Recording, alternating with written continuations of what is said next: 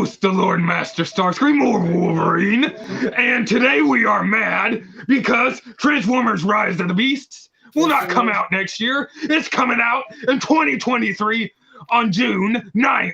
And today,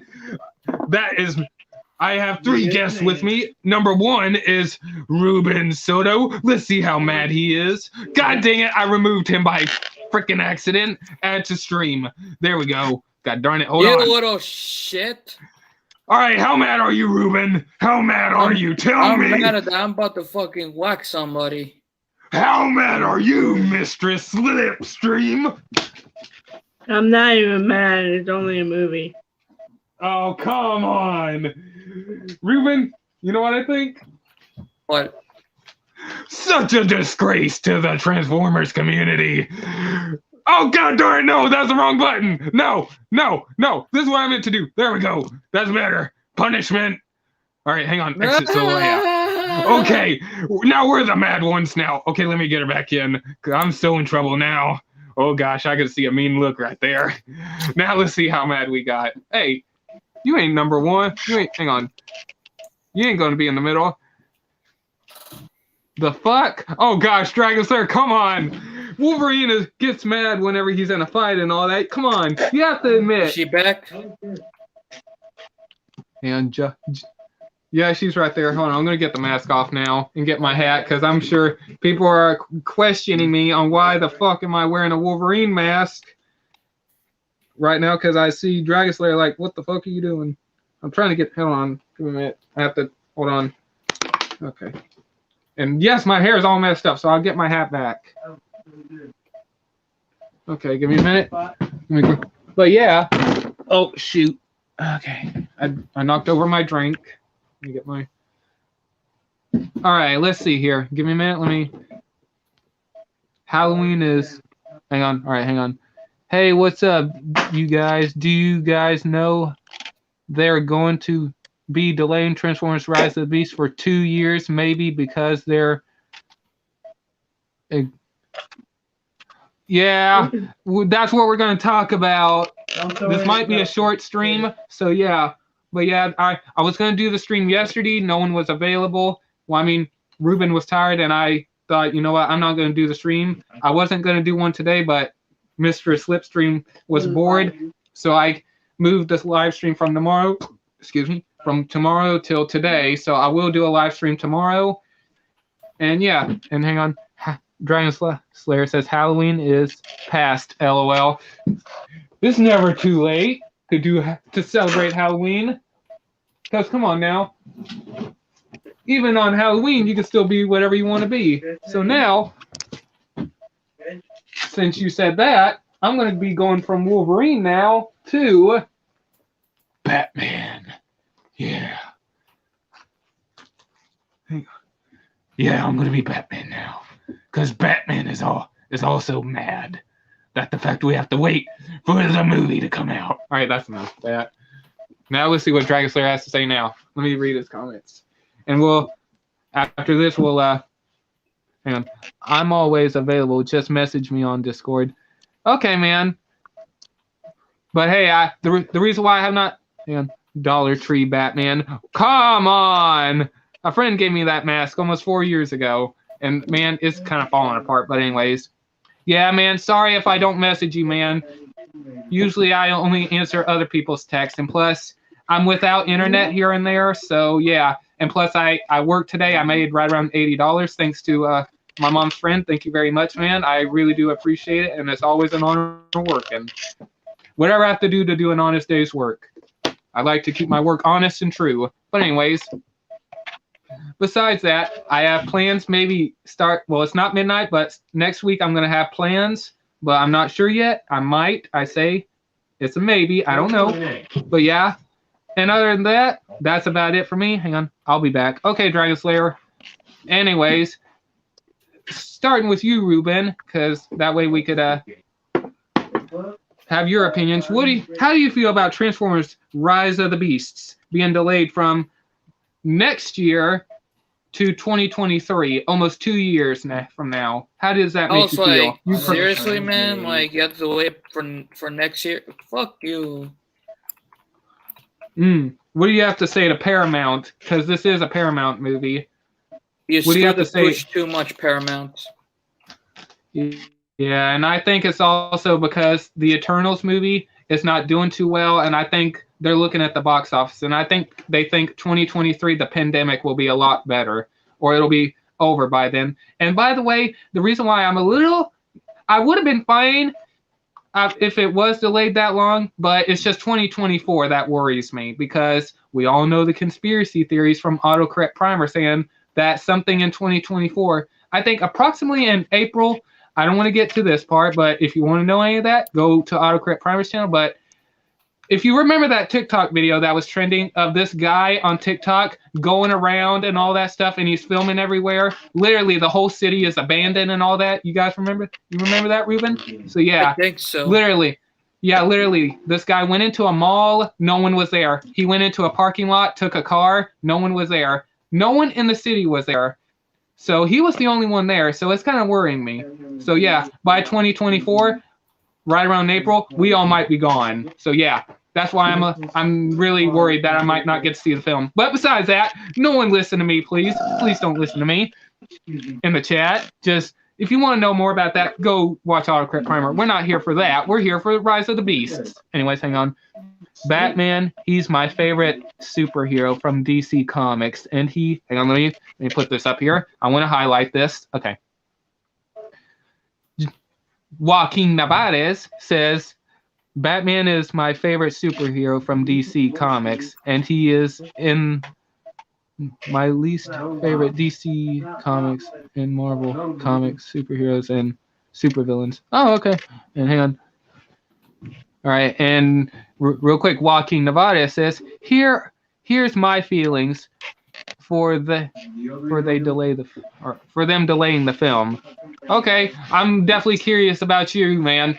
Go all out, man. Go all out. Your comments will be highlighted. Say whatever the heck you want, man. I don't care. Since we're all Transformers fans here, you go all out. Anyways, and I put this one off long enough. Mistress Slipstream, how do you feel about them delaying the movie and we have to wait till from next year to 2023? Your opinion? Shut up. I'm not really mad about it, to be honest. I am a little bit. I am upset, but I'm not mad. So Thanks. All right, hang on. All right, Joaquin Navarez says, thanks. Yes. Okay, yeah, go all out, man. I don't care what you say, because I'm hoping all of our complaining, and if anyone watches this, I'm hoping if people see this video, people will start trending on how, for the people that are waiting for Rise of the Beast, I really want this video to get people to start getting mad, and hopefully they'll move the film back to next year or something. Who knows? So yeah, I'm hoping people, I don't know. But okay, Mr. Slipstream, but for me, I'm really disappointed. I'll say how mad I am.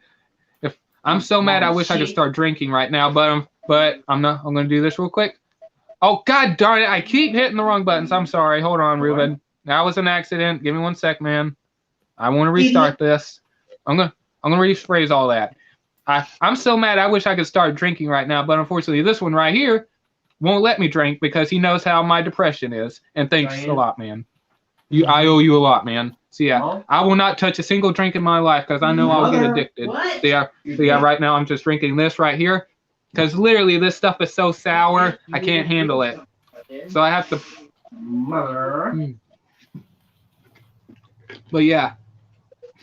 But yeah, guys, sorry guys, no lemonade today because everyone knows how I get when I drink lemonade. I start going crazy like I'm drunk. But yeah, no lemonade today. Sorry guys. But anyways, but yeah, I'm gonna give me, like I said, I'm upset that they delayed the film. I had to wait till 2 years. Plus, who knows? Something bad might happen to one of us and we may never get to see the film, and it's that far off. Come on. Like literally anything could happen in the world, anything. We have to wait that long. I'm just saying, can we start rioting, please? Like literally, I'm not happy. Okay, fine, Ruben. Just a simple no rioting. All right, hang on. Let me read this comment. All right, especially they. I knew I did the right thing. Hang on. Especially they cancel that the title of in the Transformers video game for Transformers Rise of the Beasts, it was going to be similar to Transformers 3 Dark Moon, the video game. Oh shoot.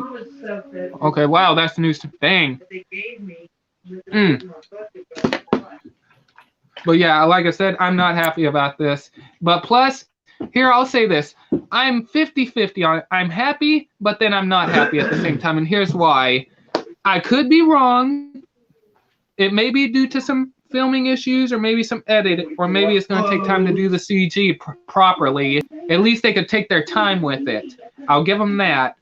But also, at least it gives us fans that collect the figures, and I'm not speaking for myself because I still don't agree with this, but at least for some fans, they could focus on the Legacy line and the Studio Series line. That way they don't have to focus on the G1 figures, the live-action universe figures from the Bowling movie and other films in the Studio Series line. They could just focus on Legacy and Studio Series instead of having you focusing on Rise of the Beast figures and Legacy figures.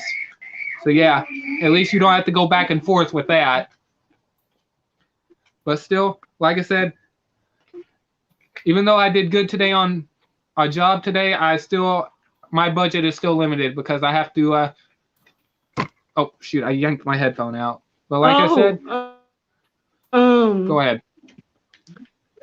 They are coming out with the season 2 of the Squid Game. Oh yeah. And by the way, I want to say this while I'm waiting for comments. I will say this. If anyone has not checked out the season Squid Game, I'll just say this. If you're the type of person that likes Hunger Games or Maze Runner, or anything violent, yeah. But I'll just say this. If you're into movies like Maze Runner or Hunger Games, that's definitely the movie for you. It kind of has that feel, but it's a little bit different. Because this show is not meant for kids to watch, so yeah, just keep in mind. Yeah, but if your kids likes violence, like stuff like Jigsaw or some shit, excuse the language. Well, actually, this 18 years old. But yeah, if your kids are into stuff like that, then I guess you could have them watch Squid Game. But other than that, if you don't like your kids watching stuff like that, I wouldn't recommend kids watching it. And I won't. Especially if they have a certain scene that they shouldn't put in there. Yeah, I will say that there is. Well, you don't see anything, but I will say this: there are some scenes you don't kids shouldn't see. You do see something, but not with the man, but with the chick. Yeah, let's not. All right. I don't want to cross lines on here, but actually I crossed lines before. What the heck? But yeah, I know what you mean. But I will say this: I enjoyed Squid Game. Like literally, I wasn't gonna watch. Even though when that chick literally did about her age as 19, dude. Like seriously. Oh, by the way, fun fact: Are you ready to hear? Are you ready to hear this? You know the guy, I mean, I know I hated him, but I still ended up liking him. But you know the guy that she pulled through the glass with him. You know who I'm talking about? That guy that she did it with. You know that the killer. You know who I'm talking about? Well, the guy she killed, or when she suicided herself. You know what I'm talking about? Well, you'll have to go back and watch it, but if you remember the glass scene, when she died, she pulled that guy with him. She said that if he ended up betraying her, she would kill him. Remember that? I think so. He had well, fun fact, he's still alive because you don't see the body after that, kind of like the old man. You don't see him get shot, so whenever he gets pulled down, he's on top of her and she's on the bottom. So some people, like if the person is on top, they usually survive. So yeah, the guy's not dead. He's somehow alive. But don't worry, I'll show you what I great. mean. No, literally, I've been trying to find his age, and his age, I cannot even find his age. I'll help you out with that when you get here. But anyways, but yeah, sorry about if I can get off topic, but I will say this. Definitely check out Squid Game if you haven't seen it. But if you've seen it, I'm definitely curious on your opinions on it. Hang on. All right, excuse me. I have allergies right now. But anyways. But I will say this. I was definitely looking. And by the way, yes, real quick, I am looking forward to season 2. I could only wait to see where they go with that. And also, real quick, you remember the officer that got shot by his brother on the cliff? Yes. He ain't dead. He's still alive. He's coming back for season 2, so somehow he survived. Oh, TFN Geek. Yes, you shall join in. Because I want to get his opinion on this. But like I said, he's still alive because he's coming back. He's been confirmed. So yeah, hopefully he's definitely going to. I'm going to say that was such a twist right there. Finding out that it was the front man, as he was called, was his brother. And then he ended up shooting his own brother. Oh, well, he should add more bullets the cop should add more bullets with him. Bless you, Ruben. Thanks. No problem. Anyways, but yeah, I definitely enjoyed the series. And by the way, TFN Geek, if you have, I put the link in the chat. Excuse me. But yeah, like I said, whenever Mr. Slipstream hops off, I might end up ending the stream because I have to have a private, because I'll have to call at the end of this. But yeah, and I might end up doing a live stream later on tonight. I don't know, but it just depends. Hang on, Joaquin Nevades. Hold on. No. Well, here's my link that I just highlighted. But anyways, hold on. Oh, do you know all the? Hang on. Do you know already? Open Transformers, and open Transformers Rise of and Transformers. Oh, hang on. Transformers the ride in China. Is the ride? Huh? I didn't know that. All right, here's TFN Geek, and let's welcome the master of information on Transformers. Greetings, Beyond me. Hey, TFN Geek, how are you doing today? Up until about an hour ago, doing great. Right now, I'm suffering horrible indigestion. Oh no! It feels like there's a hand trying to squeeze my stomach. Luckily, I took some ibuprofen to alleviate the pain. But if you guys could please pray for me that it stops soon, because yes, it's hard to ignore the feeling of your stomach churning around. Well, hopefully we could take your mind off things, man. And real quick, have you seen the episode of the last new episode of Cyberverse that I sent you? I did. Thank you. Ghost Alert Master. No. So I've seen the series finale of Transformers Cyberverse, and wowee, was that an adventure? And I think one of the focal characters that the second movie was based on, they nailed the portrayal of that character perfectly. You can spoil it if you want. I've seen it. Ruben's seen it. So yeah, and I'm gonna get Mistress Slipstream might forget, so I'm gonna get her caught up on Cyberverse. But if you want to say it, go ahead. What was it you were gonna say? I'm definitely curious. Oh, okay. Guys, I gotta go for now. I'll be back in a moment. Okay. Okay, go ahead, man. All right. But yeah, like I was saying, I'm definitely going to get you caught up on Transformers Cyber. And by the way, if you hear all that, I'm going to guess her brother's playing some wrestling games, so ignore all the yelling. But anyways, it's all good. Don't worry about it. It's fine. He's not playing a wrestling game. You guys are playing God of War. You're high. Oh God, I confess on that. Star Wars. Oh, he's actually playing Star Wars. I'm gonna confess, I never played God of War. I've seen gameplay of it, but God of War is just not my thing. He's actually playing Star Wars. I know. I was just saying I'm not a fan of God of War. And what were you gonna say, Ruben? Excuse me. Oh shit. Okay, here, I'll do this to make you feel better. I'll do this to make you feel better. I'll be back in a minute, guys. This is for. Hang on, hold on. I have to do this first. Okay, right there. And this is for Ruben, right here. Yeah, no, you gave Yes. me the middle finger.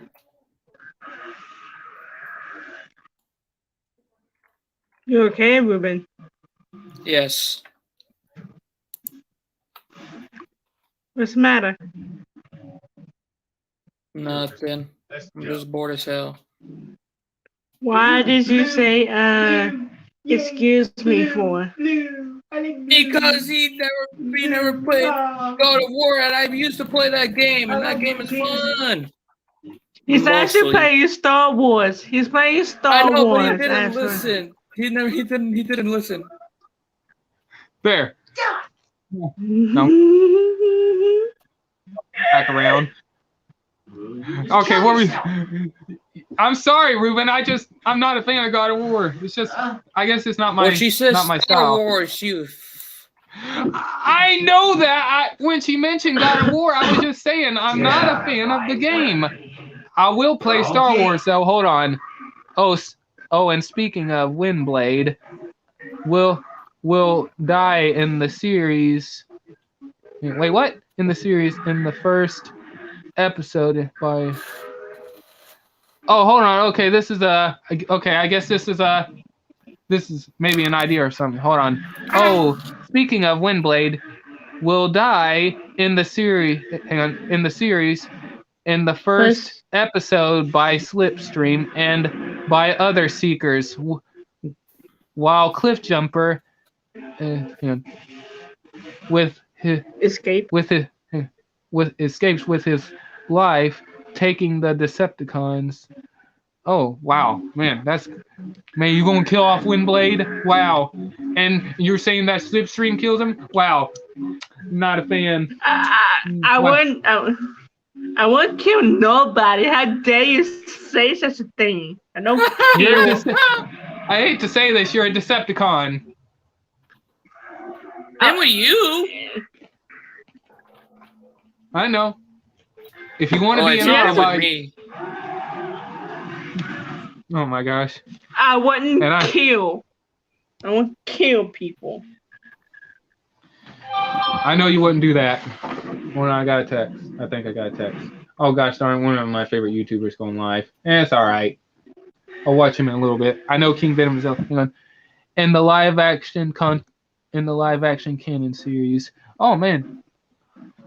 I was gonna say this. I heard rumors floating around back then that Bumblebee was like the Bumblebee movie, it was gonna get a series that picking up after the events of the Bowling movie, but unfortunately that never happened. It was rumored, but I think they shortly stopped on that. I could be wrong, but I think I heard rumors of it. But yeah. And also I'm gonna say this. Fuck. I'm trying. What are you doing, Ruben? I'm playing Borderlands and I'm getting my ass whooped. Fuck. Yeah, he's playing Borderlands right now, and while Mr. Slipstream is bored out of her mind, which I understand, but don't worry, you won't be bored forever. And cause you better hope I don't come there wearing my Starscream crown, shoulder pads, and a purple cape. My coronation gear. How would you feel about that if I was wearing my crown? If I had a crown, how would you feel if I was wearing a crown, purple shoulder pads, and a purple cape? How would you feel about that? I don't know. I don't know. Oh, there's TFN Geek. Yeah, I'm back. Right. Sorry, I had to help my family with something. No, it's all good, man. It's all, so when I left, you said there's no There's no need to worry about. You can say spoilers. Yeah, all right. Don't worry about spoilers. Just say it. All right. So for the second Cyberverse movie, sorry to backtrack you guys to a few moments earlier, but it's all good. I love the way they portrayed Tarn. And did you notice throughout the entire movie, the whole time, Tarn had one of his arms ripped off? Yeah. Yeah, I noticed that. So he literally did everything he did in the movie single-handedly. I'll say this. I like Tarn's voice. Mm-hmm. That's definitely. Question is, how- can we have a that's figure of definitely- him? That's definitely since I found out about the character of Tarn, how I'd imagine his voice would sound. Yeah, like I literally like Tarn's voice. 10 out of 10. And Mhm. and one question, TFN Geek. You know what? I hate to say this. I don't think this is the end of Cyberverse because you know why, TFN Geek? Why do you think it's a cliffhanger and we're going to get more? Tarn and some of the other drones attacked Astro Train, and he was carrying Megatron. Where is Megatron? He got away. Where is Megatron? I mean, Tarn couldn't have done that much damage to Astro Train. Megatron was still alive by one of the last episodes, or before the 2 movies. So, unless, where's Megatron? Where's Megatron X? He's got to be around somewhere. And plus, on the opening of the second episode, you see Megatron X standing on a cliff, and he turns his head and smiles. So I thought that was a flashback I don't know. before Astro Train's capture of him. Yeah, I think that was supposed to be a flashback to when he was taking over Cybertron. Yeah, but yeah, I'll say this: Astro Train. I mean, Megatron X might be who he could have been the one that messed Astro Train up that bad. That it could have been him. But that's just my idea. Well, my theory is that Astro Train destroyed Megatron X, and that the moment before Megatron X was destroyed by him, that's when Tarn started to attack Astro Train, and that's when, right before the psychic link with Megatron X was destroyed, the drones attacked Astro Train. I think my personal theory is that Tarn is the one who attacked Astro Train, and that's how Tarn got his arm ripped off. But if you look at Tarn's backstory, he never fully explains how his left arm was ripped off of his torso. Hold on, let me read this real quick. I don't want to ignore it. Okay, here we go. All right, she will die by getting her heart taken away by Slipstream, just like Lockdown took Ratchet's heart. Oh God, that'd be brutal if Slipstream killed Windblade like that, the way Lockdown killed Ratchet in Age of. No, he's talking about something else. I know he's not talking about you though. But yeah, I'll just say that that'd be brutal. I know, babe. Yeah. But yeah. And one thing I did enjoy was how they referenced Onyx Prime being the one that had was it Onyx Prime or was it Nexus Prime? I can't remember which of the 13 primes I don't remember. Helmet belonged to. I can't remember. I'll have to look into it or go back. But between that place and the hidden place that in the first movie Grimlock and RC went to, I'm thinking that they're trying to allude to the fact that in the Cyberverse universe there is a tomb that carries important artifacts belonging to each of the 13 original primes. Because McAdam was one of them, Alchemist Prime, so McAdam's oil house is McAdam's place of hiding. Then we found the places of hiding for, I believe it was Amalgamus Prime and Nexus Prime in these 2 movies. So I'm thinking they're alluring to the fact that there's a tomb for each of the 13 original primes to be found somewhere around either Cybertron or in the other nearby planets in Cybertron's solar system, or the moons even. So my question is, what would they do if they found the tombs of Megatronus Prime, the Fallen, or the 13th Prime, the Arisen? I mean, imagine if they found the temple of the 13th Prime, and they discovered that Optimus Prime was in fact the 13th original Prime. And hold on. Let me pull this up because I don't know. Hold on. If this thing will load, because for some. Okay, I can't read. The comment's not popping up for me. But okay, yeah, now it's popping up. Okay, go ahead. You guys. All right, you go ahead and read it. I'll bring up the comment. Pretty much it says for y'all to quiet down because I want to say something. I had nothing to say. He thought Joaquin Nevarez thought you did. It's all right. No. Yeah. But Yeah, anyways, it's okay. yeah. So two things shocked me about the series finale of Transformers Cyberverse. Number one Go. was how the fact that Soundwave dies. That was heartbreaking for me because during season 3 we had Shockwave dying, then Starscream, and then Megatron. So with Soundwave's death, that's all of the main Decepticons wiped out. Mm-hmm. And then the second thing that shocked me most was how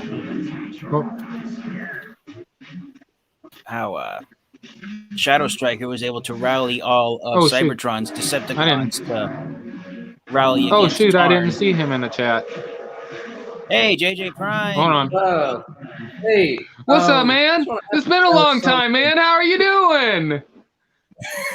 Good to have you back. Good to have you on, Hey, man. JJ. Good to have you on. It's been a long time since I've been on this stream with you guys. And But let I me do want this. to ask you guys something. I was trying to comment something on YouTube using the live Mhm. chat. But then when I retry the page, like my comments just disappeared. Like I don't know why. I'll look into that. For quite some time, YouTube has been weird, especially when some people would send links on here or try to comment. Their comments just don't pop up. I have no idea, man. I'll have to look into that. Yeah, let me. Because I don't know. I don't know why. Yeah, but real quick, I will say this. Yeah, Soundwave dying in Cyberverse was heartbreaking, especially seeing Laserbeak also was sad also. And what was the other thing, man, besides Soundwave's death? Oh, the other thing that I was surprised to see was how quickly the Decepticons of Cybertron rallied against Tarn when they decided they no longer wanted to fight anymore and that they didn't want to have one dictator replaced by another one. You know, having Megatron replaced by Tarn. Tarn was awesome. And yeah. And I hope we get. So the proverbial question to ask is: now that we've seen Tarn in Transformers Cyberverse, are we going to see in future Transformers series the other members of the Decepticon Justice Division? And is Hasbro finally going to release an action figure of Tarn for us to collect instead of us having to pay $200 to $300 for a third-party figure? But here's my thoughts. Now, we have like the Cyberverse Deluxes, which is literally the best. They are literally the best Cyberverse figures to come out. And so far, we have like how many? We have Prime, we have Megatron, we have Shockwave, we got Bumblebee, we got RC, we got Grimlock, we got Thunderhowl, we got Hot Rod. That's 8. We got Soundwave, Prowl, then Starscream 11. Then Cheetor 12, then Dinobot Slot 13. So we got like 13 Cyberverse Deluxes so far. And I don't think Hasbro's going to stop because they will stop until they release every character in the Cyberverse Deluxe lineup. Like Clobber, Rack and Ruin, and Drift, Shadow Striker. Yeah, exactly. Shadow Striker with a bunch of parts that look different from the rest of her body. The Seekers, of course, you want all the Seekers.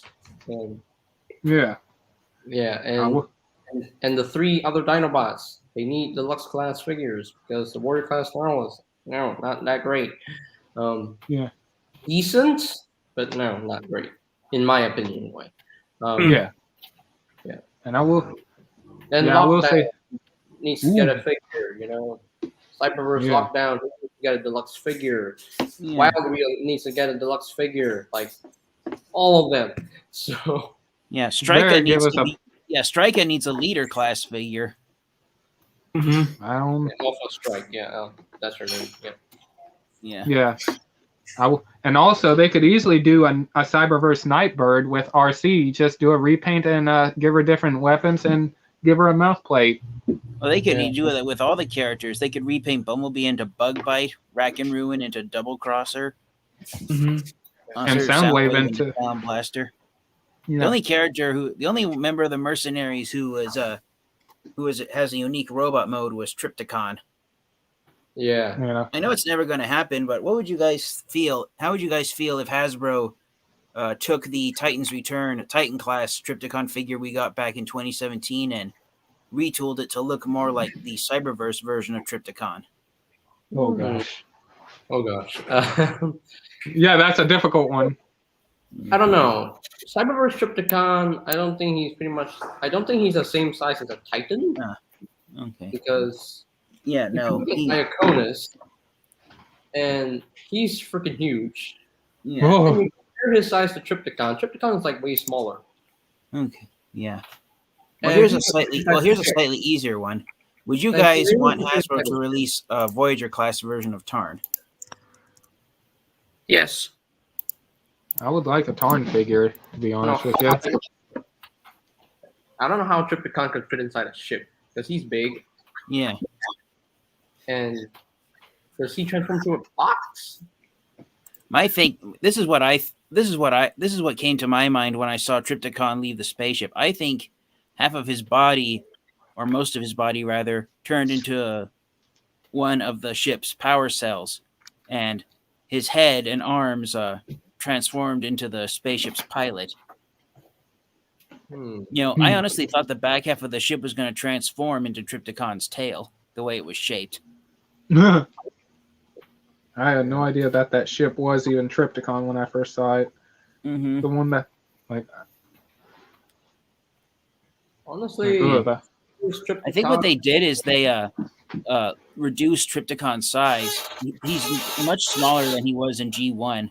I think they made Triptychon only slightly bigger than Omega Supreme, even though Omega Supreme doesn't appear in Cyberverse. Like, if you find photos of the two Titan class figures of Triptychon and Omega Supreme, Triptychon is larger than Omega Supreme is. And so I think that's what they were going for with the Cyberverse series. Only instead of the size of a Titan, he's only twice the size of a Combiner. Yep. Exactly. I'm not too crazy about Volcanicus' voice. No, I think that's because they were trying to go for the dynamic of the Dinobots speak in fully articulated sentences, and they sound like they're highly intelligent in robot mode, yet in dinosaur mode, they sound like they're a bunch of dimwits. And like Volcanicus, although I do love his design, I don't know how Hasbro can do a fully transformable or combinable Volcanicus. Yeah. Oh, they probably will. It won't be 100% accurate to his animation model in the movies, but they'll try and do one, I think. Because we already got like two Cyberverse Deluxes, like in terms of the Dinobots, Slug and Grimlock. Like, is there a combiner we don't know about? It wouldn't impress me if somehow Dinobot does have a combined form that we just don't like. If there's a combined mode that he has that we never knew about for as long as the figure came out, I'll be shocked. I think one of the reasons why they did Volcanicus' voice the way they did, when I heard his voice, he sounded very young to me. I think they were trying to go for the. I think they were trying to explain that combiner technology, while Nexus Prime invented it, it wasn't used. It never caught on, and so they're trying to basically turn Volcanicus into G1 Devastator, where combiner technology is brand new, and it's never been seen before. Yeah. And you're gonna have the Enigma combination from the Prime Wars trilogy come back. Uh-huh. Yeah, I loved in the first movie when Grimlock said, "Why is it called an enigma?" And RC couldn't really give a concrete answer to why it's called an enigma.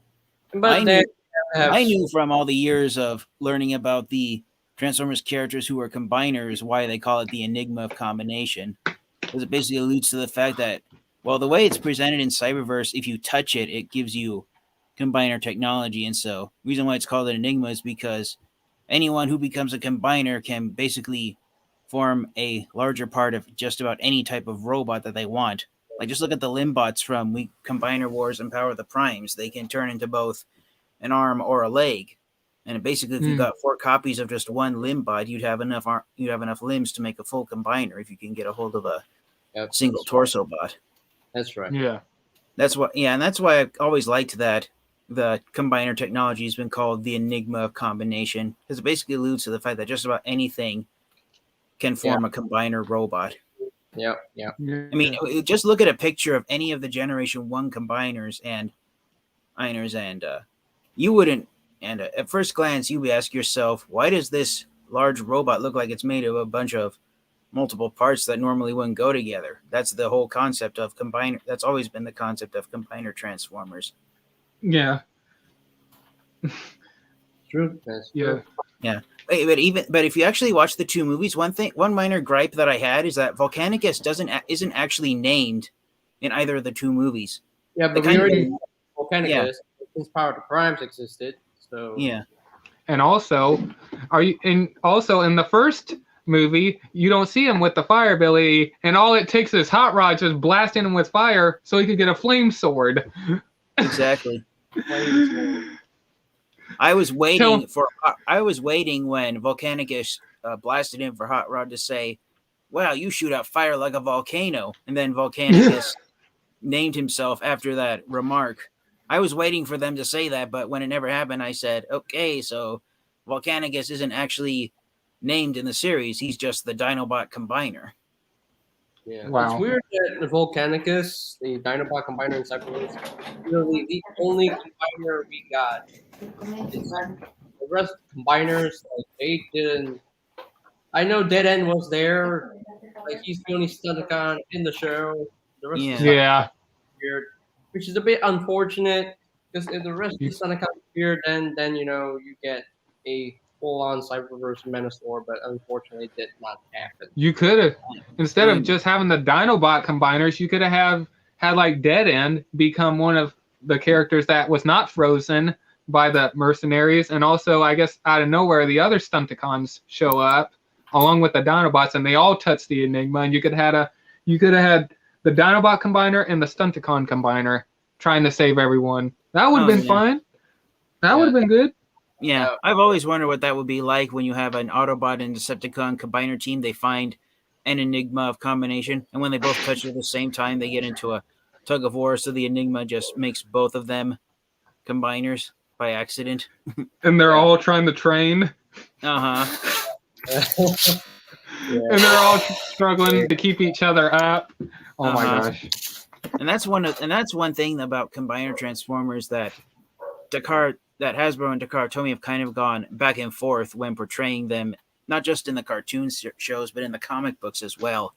They basically, when you create a combiner transformer, you have 2 options of how that combiner character is portrayed.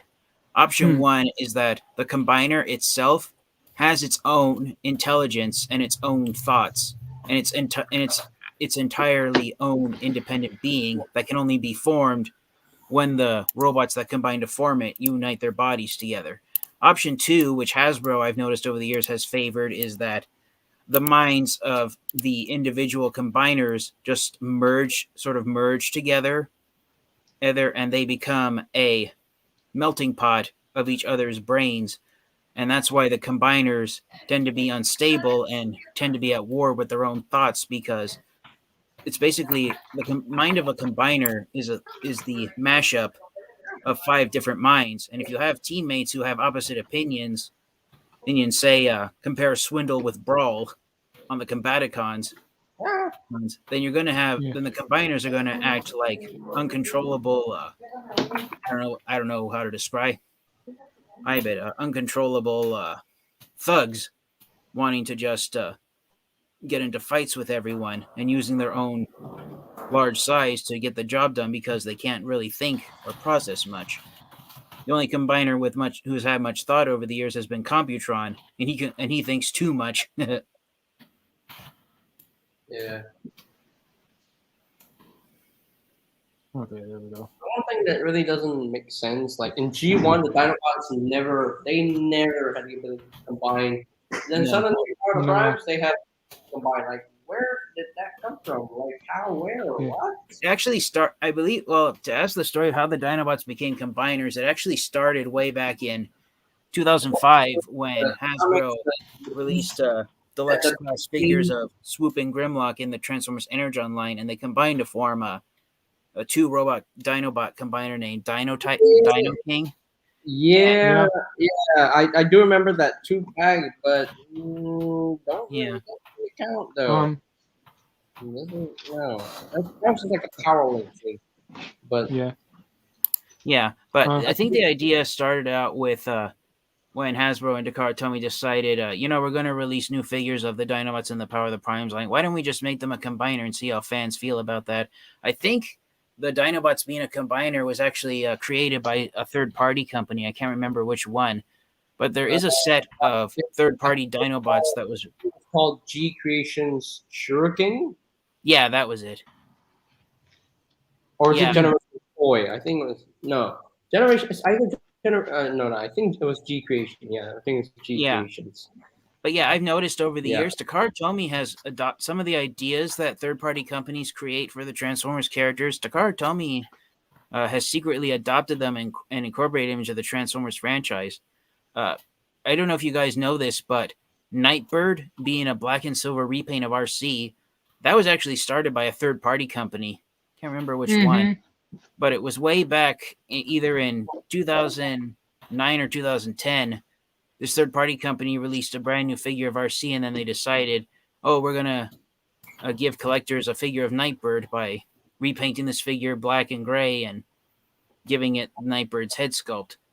And Takara Tomy, a few years later, made that official when they released the Deluxe Class Nightbird figure in their Transformers Legends line that was a repaint with a new head sculpt of Generations RC. Yeah. Now, for Nightbird's character, he's going through a big change. Like, first, she was just a man-made ninja. Oh, yeah. Ninja bot. And then suddenly she becomes a Decepticon, and she becomes a Transformer, a fully fledged Transformer. She becomes a sentient being. And then in Cyberverse, she is her own Transformer. She's her own Cybertronian. She is a mercenary. She's a Transformer. She can speak. She can talk. And now Nightbird is getting an appearance in Rise of the Beasts. So, as a Terracon. The reason why they wanted to include Nightbird in Cyberverse was because of her inclusion into Rise of the Beasts. I believe that's true. Yeah, one thing that got me was how Nightbird now has the exact same head sculpt as RC, just with a face mask instead of having her own unique head sculpt. Yeah, and hey, I do like the colors. I definitely do the colors a lot. Oh yeah. Hey, TF and Geek. I don't want Walking Nevada's think we're ignoring them. You want to take care of that? That way I don't mess up the comments. Yeah. Oh yeah. Joaquin Navarez, he says about you thinking that you were going to kill Windblade, even though it's not you, because I wasn't talking to you. I was talking the Slipstream we know. Oh yeah, and let me add this. Yeah, don't worry, Mr. Yeah, live action cancer Slipstream will look like Starscream, but more feminine looking and skinnier, and she will turn into an F-15 Strike Eagle model jet. Canon series. I don't know about the live action canon series. I don't. I just don't. Yeah. And I'm curious. Yeah. I'm curious.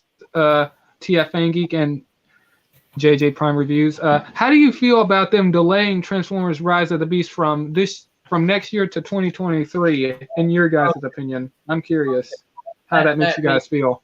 Let me say my piece here first.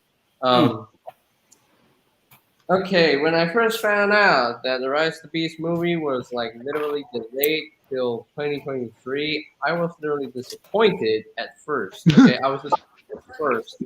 Okay, but let me finish here. And then I Okay. found out that oh, they're actually gonna film more scenes, and they're not done filming yet. Aw. Okay. So they're gonna film more scenes for the film. I'm like, wait a minute, aren't you supposed to be done filming? Yeah. Then probably, then it probably means that they're done filming in the one location that they were in, and then they go to another location. They're gonna film more scenes in another location. I'm like, what is happening? So, I'm like, so is Yeah. that the real reason you want to delay the film? Is just because you want to make the movie longer? Like to include the Predacons and the Decepticons? I don't know. Mm. And another thing is that we already know, like, we only know two voices in the movie. We only know, like, Peter Cullen and Ron Perlman, and that's it. Yeah.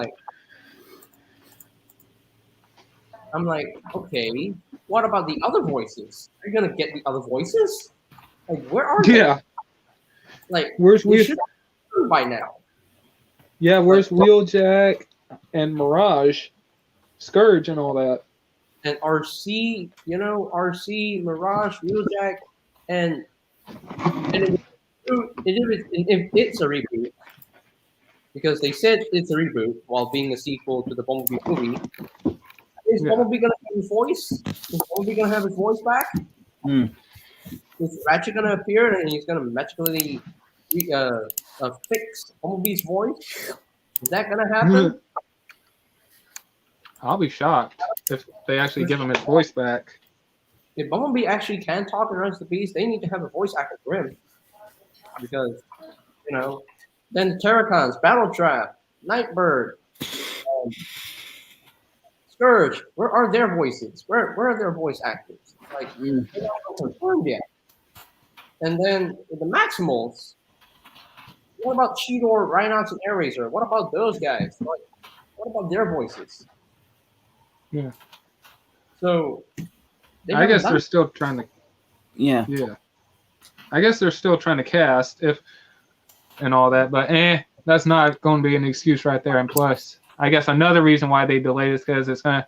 I guess they want to try to make this film really good, because like the CGI for the Beast Wars characters and all that, and also the filming they have to do. I guess they want to try to make this a real good film, both in CGI and all that. They want to blow our minds.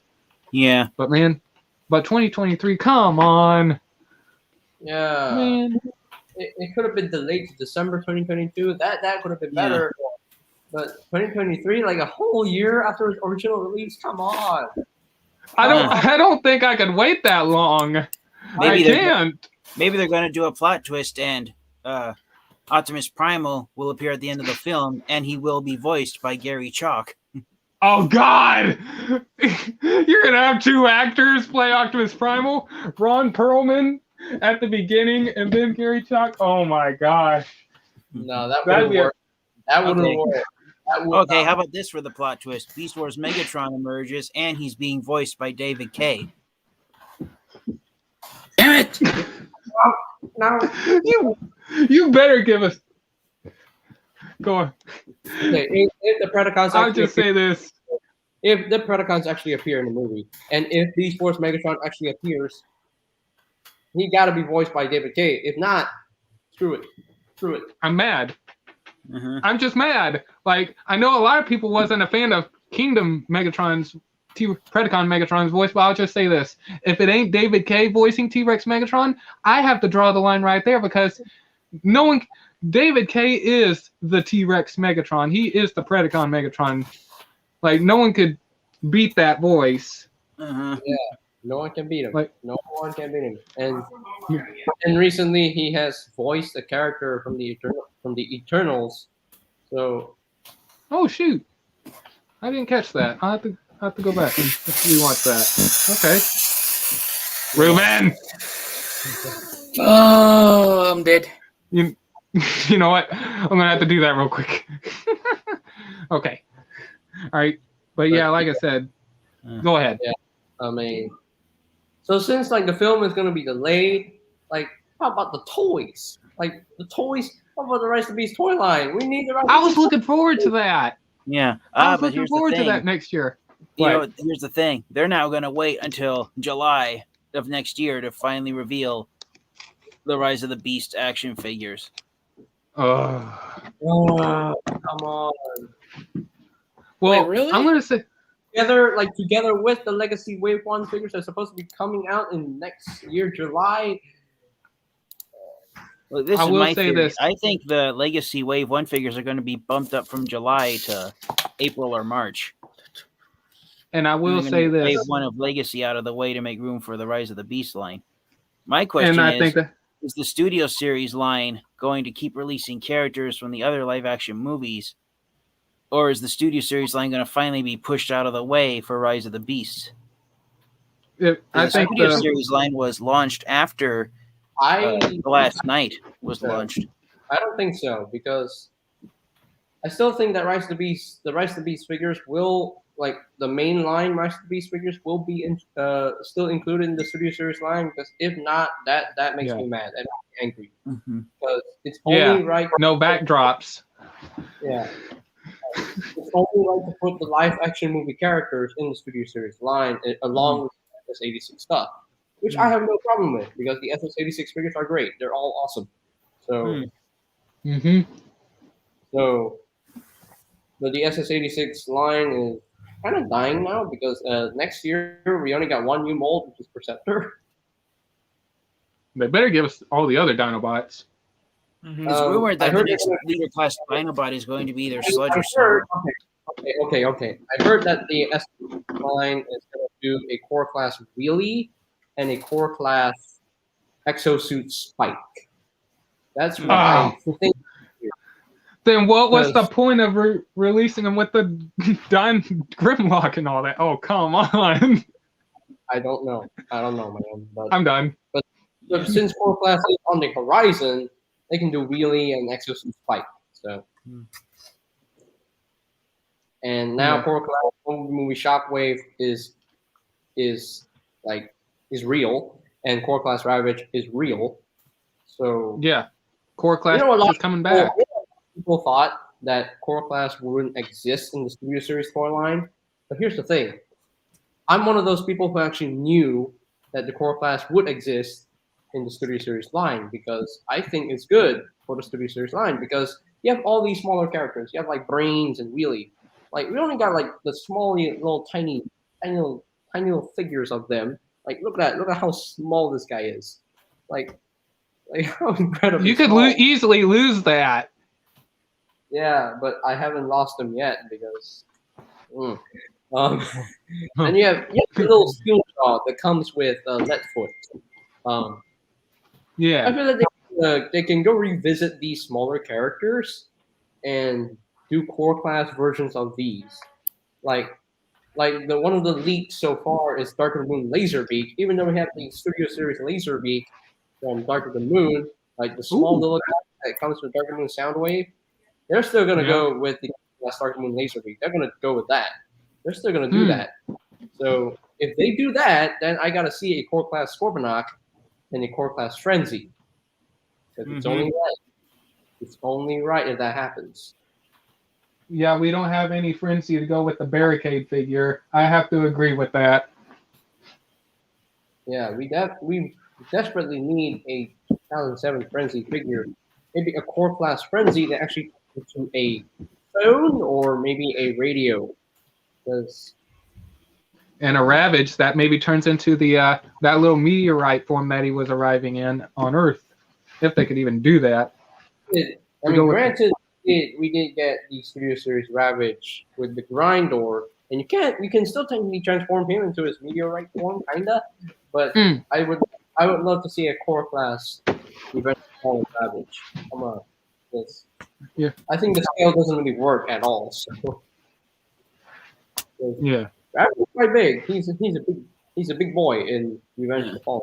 So. Yeah. I'm curious. What do you think of the bowling movie Studio Series figures? The ones that were recently shown. You personally. if you want to ask me about this, oh my gosh, Soundwave. Yeah, I'm asking you, man. Okay, Soundwave. He looks fantastic in robot mode. The robot mode. Thank you. Gorgeous. It's gorgeous. It's beautiful. It's perfect. It's a 10 out of 10. Okay.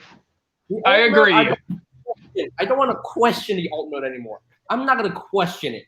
It's Cybertronian. It does what it needs to do. It's fine.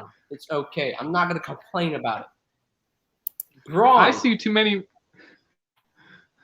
Braun. Go ahead, please. Braun.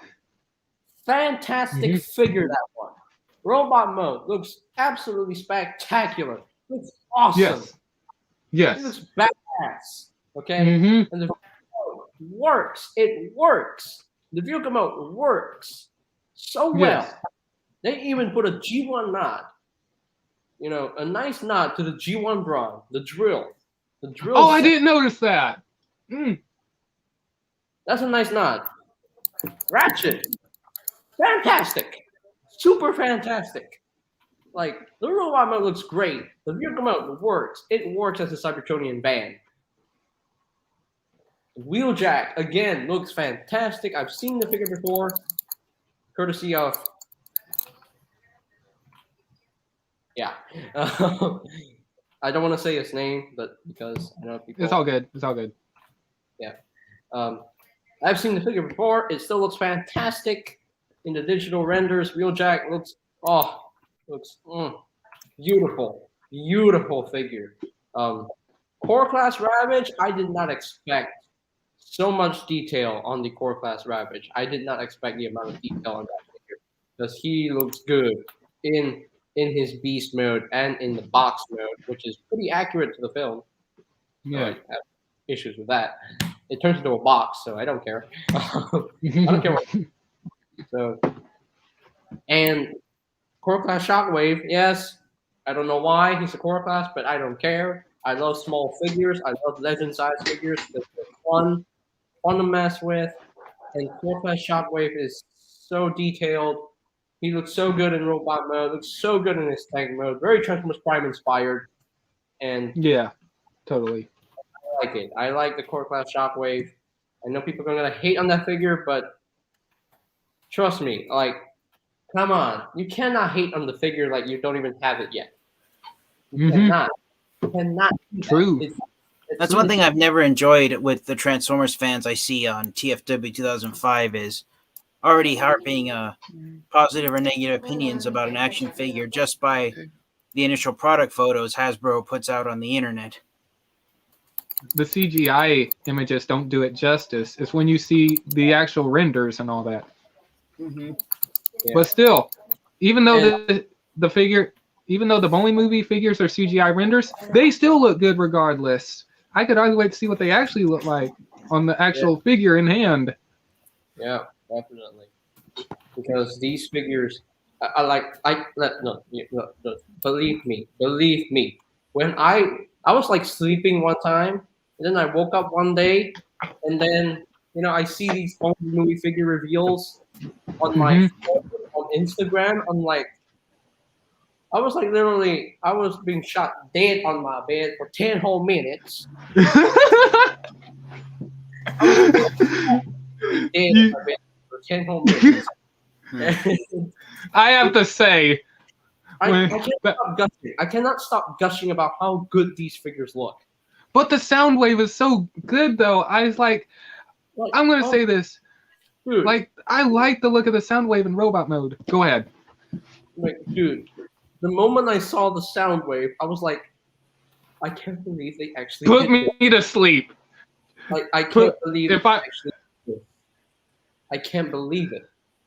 I mean, I can't either. There's going to be a whole lot of new reviews on my channel because these figures will be excellent on my collection. Because, come on. I want my Studio Series collection to grow. Dang it. Come on. Let me full screen you. So if you want to show that off again. I mean, I want my Studio Series collection to grow. Dang it. So. Oh, gosh, man. That's a lot of figures, man. Yeah, like, same over here. Let me see if I could full screen myself. Yeah, like, right here is all the Studio Series figures. Like, right here and here I definitely need more Studio Series in my collection. And over there are the Netflix figures. So, but man, Joaquin about it says, I like the Dark Moon version of Soundwave. Joaquin, I never said I hated the figure. I still love the Studio Series Dark Moon Soundwave. Oh. It's just that the laser beak is something that yeah. I'm meh about it. It's just that the laser beak it includes, I'm meh about it. So when I heard that they're going to core class Dark Moon laser beak, come on, they have to make that look good, and they have to make it transform into something that looks. And I will. Like so. And I will say this. Correct me if I'm wrong on this. I think since we got a core class Shockwave for the Bumblebee movie, they have to do a leader class version. I don't know if there's a listing, but I'll just say this. I cannot see a Bumblebee movie Shockwave as a Voyager. I can see it being a leader class. Maybe, I don't want to say a heavy remold of the Bumble or of the Dark of the Moon Shockwave, but maybe borrowing the engineering and doing really heavy retooling and giving us the Bumblebee movie Shockwave somehow.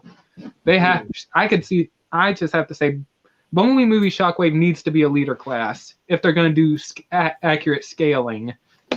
Yeah. I think it was Starscream. Yeah. And I could either way. It makes me excited for them to release the Ironhide and show us the RC figure. I need this. They should have showed us the RC figure when they showed off those figures. I'm sorry. Yeah, but she's our RC is gonna be sold in a later wave, so I guess they want to do the wave 15 stuff first. The one figure they did not reveal. One figure they did not reveal there from the leaks is the SS86 Hot Rod variant. They did not. Yeah, I heard about that for a while now. They still have not showed that off, and I think it's supposed to be one with more accurate colors or something like that. I don't know. I could be wrong. I don't see the point of the SS86 Hot Rod variant because the current SS86 he looks fantastic. Yeah, it does. Right there. Mistress Slipstream, you're going to bed? Okay. All right. I'll call you in a little bit. All right. And if you want to, sorry guys, I have to go. I have to get going. It's dinner time with my family. All right. See you later, man. All right. Yeah. See ya. Right. Good night. Good night, man. And Joaquin, I do appreciate you being a live action fan of the Transformers live action films. I do appreciate that. I really appreciate that because I am a Bayverse fan as well. I'm a live action fan as well because I love all these designs from the Bayverse. Because I think they all look interesting. They all look very intriguing. They all look really good in their own way. So, like the Constructicons, like the Studio Series Constructicons, all 8 I have, they all look good. They all look great, in my opinion. And Devastator looks fantastic with the design upgrade kit on them. So. Oh yeah. And now with the Bumblebee movie figures, like I don't know how many I have. Like I have the Volkswagen Bumblebee, I have 2 Dropkicks, I have 2 Shatters, I got Optimus Prime, I got Blitzwing, I got Starscream, I got Thrust, I got Opera Bumblebee, I got the Cliff Jumper, I got the B-127. That's 12 so far. Am I missing anybody? Yeah. I don't think I'm missing anybody. I don't think so.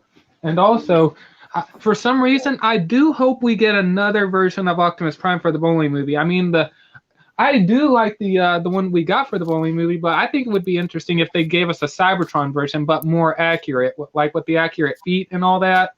If you know what I mean.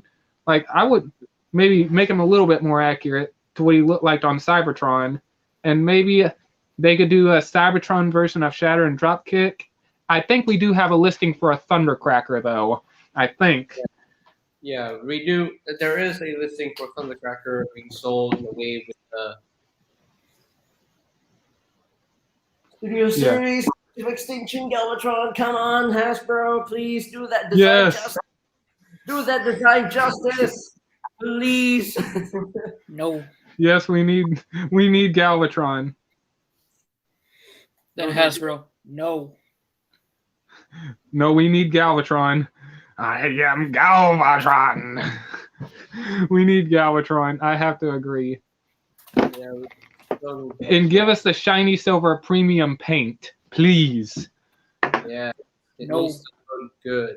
Ruben, why you keep saying no? Because Hasbro What? would say no, because then I know.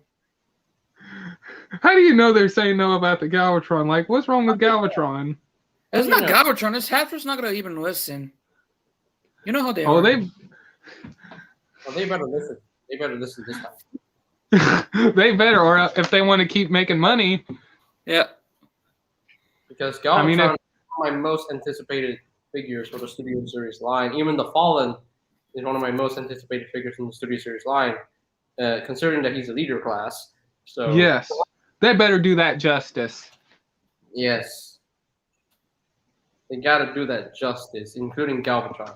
Galvatron needs Yes. to have an intuitive transformation that doesn't involve shell forming. No shelf. Nope. Now, here's the No. thing. I still like the original Voyager class Galvatron from Age of Extinction. I still like the figure. It's a fun toy to mess with. I still Yeah. like it. Just the articulation kind of meh about it. I'm meh Yeah. about the articulation. It's a fun transformation. I will admit it's a fun transformation. It's easy. It's really easy to do, and I feel like I don't need to do a transformation tutorial in that figure. But I know, but when they do Studio Series Galvatron, they better not use the old mold. Please Mm-mm. don't use the original mold. Do it in a new mold. Do it very screen accurate. Take some cues from the Unique Toys version, please. My goodness. Yes. And it's a Voyager class figure. It has to look good. Come on. I'll do better than that. How about make it a leader class figure? How about that? That ain't happening because the leaks already have it in Voyager class. The listings. Yeah. It better be good. And I swear, if it's a re-release just with shiny silver paint and more accurate colors. And I heard that they're gonna do The Last Night Hot Rod, a new The Last Night Hot Rod, a Lamborghini Centenario. It better not be a re-release of like based on Lockdown's mold. I got that figure. I like it in car mode, but robot mode, no. I cannot handle looking at it in robot mode. Too much Lockdown. I gotta admit that the amount of retooling that they did to that figure is phenomenal. Yeah, that's true. I give it. Yeah, that's true. And arms do look quite Oh, accurate. hell no. Yeah. Yeah, they got the wheels in the right place. Yeah, that's true. What, Ruben? What did you say? What did you just say? I say, Did you oh, say hell something? no. I say, oh, hell no, because there's one boss battle I can't fucking kill. Oh, he's playing his video game. I thought you were going to say talking bad about Hot Rod. No, Hot Don't- Rod is good. We need a Lamborghini Hot Rod since we got World War II Hot Rod. I wish they did World War II Hot Rod in a different mold instead of a Yeah, repaint but you know of the mold. Hasbro is, they're a bunch of ass. Yeah, and I get it. They can't get the rights to some of the vehicles. Dead ass. And I'll say this real quick. Even though they couldn't get the rights to Dino for Dark of the Moon, they at least got the car mode kind of pretty good, but robot mode is good also. The Dino figure. Mm-hmm. I mean, I like my World War II Bumblebee as like what he is. I do like the color scheme because it's cool that he's like he was not always yellow. He was in the green period at some point. Because I do like the design. I do like his. I do like the figure. Yeah, he has a huge backpack, but why does it matter? Why does it matter? I mean, it's a backpack. It's a backpack of support. I mean, I don't care about backpacks. Backpacks have never bothered me. Never has, never will. So, And I don't And do also- things facing the wall, so why would I care about the backpack? Like, literally, why? why are you gonna face the figures facing? Yeah, exactly. like a lot of the fans in the fandom, they love to complain about the backpack, and I'm like, There's been backpacks for years. Maybe not on such a heavy level as Age of Extinction, Voyager, Galvatron, but still, we had backpacks. Yeah, we had backpacks. RC has a huge backpack in the cartoon. So, Yeah. complain about? Like what's there to complain about? Like that there's no point. Like literally there's no point. It's pointless. Like it's pointless to complain about a backpack. Like literally. I don't understand. And what's to complain about shell forming? Like that makes the figure more easier to transform, bruh. Like you want more figures that are easy to transform. Yeah, but the Bumblebee, yes, he has a shell former, but he's super easy to transform. Fun to transform. So again, same thing with parts forming. What's the point of complaining about parts forming? Yeah. Like parts forming makes the figures more fun, bro. So Yeah, like the weaponizers and the siege line. fossilizers, exactly. Yeah, fossilizers too. And yeah, Vertebrae and Dracodon, they have tails that can rip off. Yeah, it counts as parts forming, but that tail becomes a sword. So Yeah. I don't know. I don't know why you complain about parts forming. Parts forming has been around since the 80s. So Yeah. you look at the G1 toy Starscream, he's all parts forming. He's all parts Yeah. forming. And like, you want to complain about that? Get out. Get out. Where have you been living? Under a rock. Did you totally forget? Yeah, clearly people have been living under a rock if they have not been noticing parts forming. Badasses. And I mean, also, Warpath for Kingdom, they're going to say that little panel that goes on his shoulder or that little shield piece is parts forming too. Like, come on. Same for the Earthrise Megatron figure with the that little piece you have to put on the back of the tank. If you, like, come on, stop complaining. At least the figure is good. Yeah, of course, if they want to complain about parts forming, then of course they're going to be so clumsy and just lose the parts like intentionally. Yeah.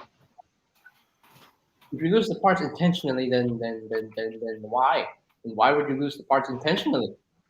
Just so you can just show the world, oh, you're correct, you're right, and you know,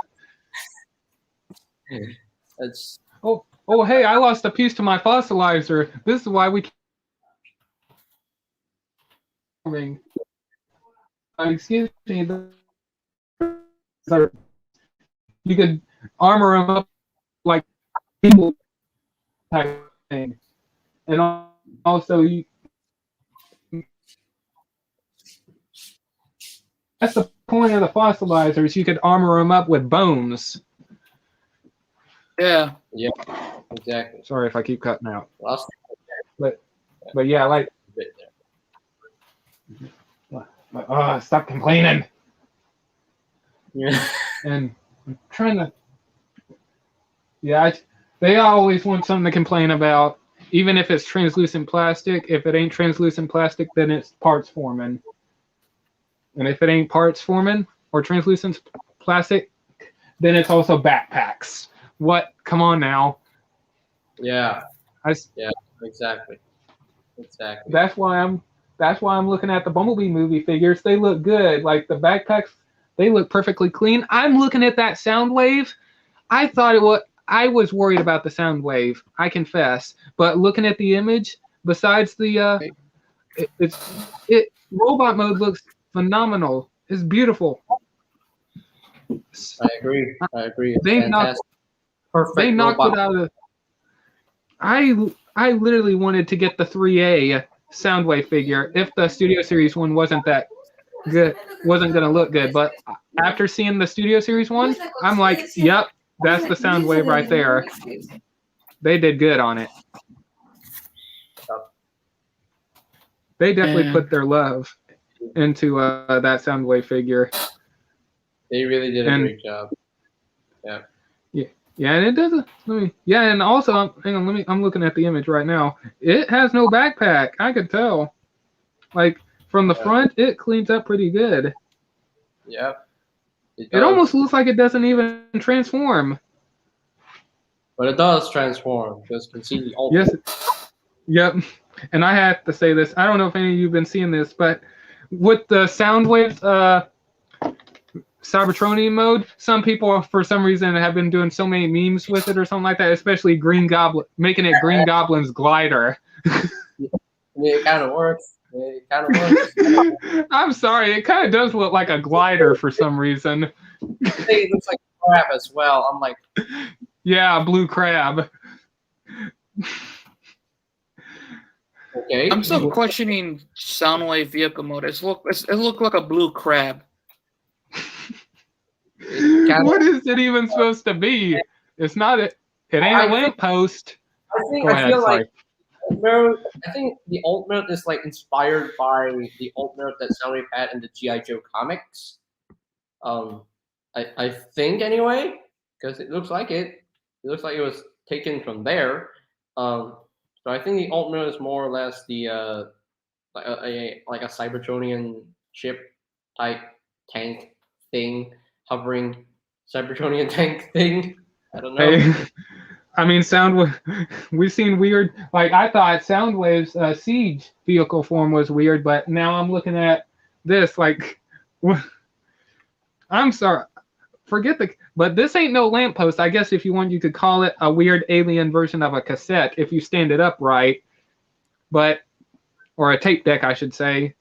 But I will say this: this figure 100%, that chest in the vehicle mode, that's definitely a faux chest. Just from the design and the look of it, and there's no Decepticon logo on it, so... He just said, and also Skits and Mudflap will appear in the live-action canon series. There won't be any explanation of how they were revived, but fans are going to speculate that they were revived by the Allspark. Man, you gotta say, what happened to Skids and Mudflap after Dark of the Moon, or excuse me, after Revenge of the Fallen? I'll be in a minute. And saying, oh, Hasbro won't make Skits and Mudflap because they're racist. Like, it's plastic, bruh. It's toys. Yeah. Yeah. Real quick, I will say this. I have to do something real quick. But yeah, people have been selling off their old Skids and Mudflap figures. Same for the Human Alliance ones, because they think the Studio Series ones are coming. I think people are going to regret that in the end if they don't release the twins from Revenge of the Fallen. But they have to. They really have to. They got it. They got to do both the ice cream truck and their individual alt forms, like both of them. So, like 3 of the vehicle modes. So, ice cream truck, the red Chevy alt form, and the green Chevy alt form. All that. Ghost Lord Master Starscream, you're muted. We're taking over the show, boy. Oh, I know. I was just doing something real quick. But go ahead and talk. It's all good, but I agree. They definitely need to do those. Hopefully they do the ice cream truck and the both of their Chevy alt modes. Yeah. Hold on. I wonder what Ruben is playing. Ruben, what are you playing? Borderlands. What? Borderlands 2. Ah! I'm dead. Huh? Borderlands 2. Wait, say it again? I said Borderlands 2. God fucking damn. I'm not sure what game that is.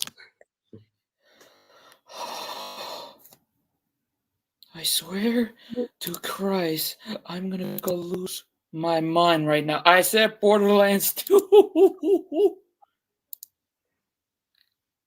In the short live-action canon film of Transformers Afterlife of Darkness Retribution, but not appearing in the short film, they might have been off-screen.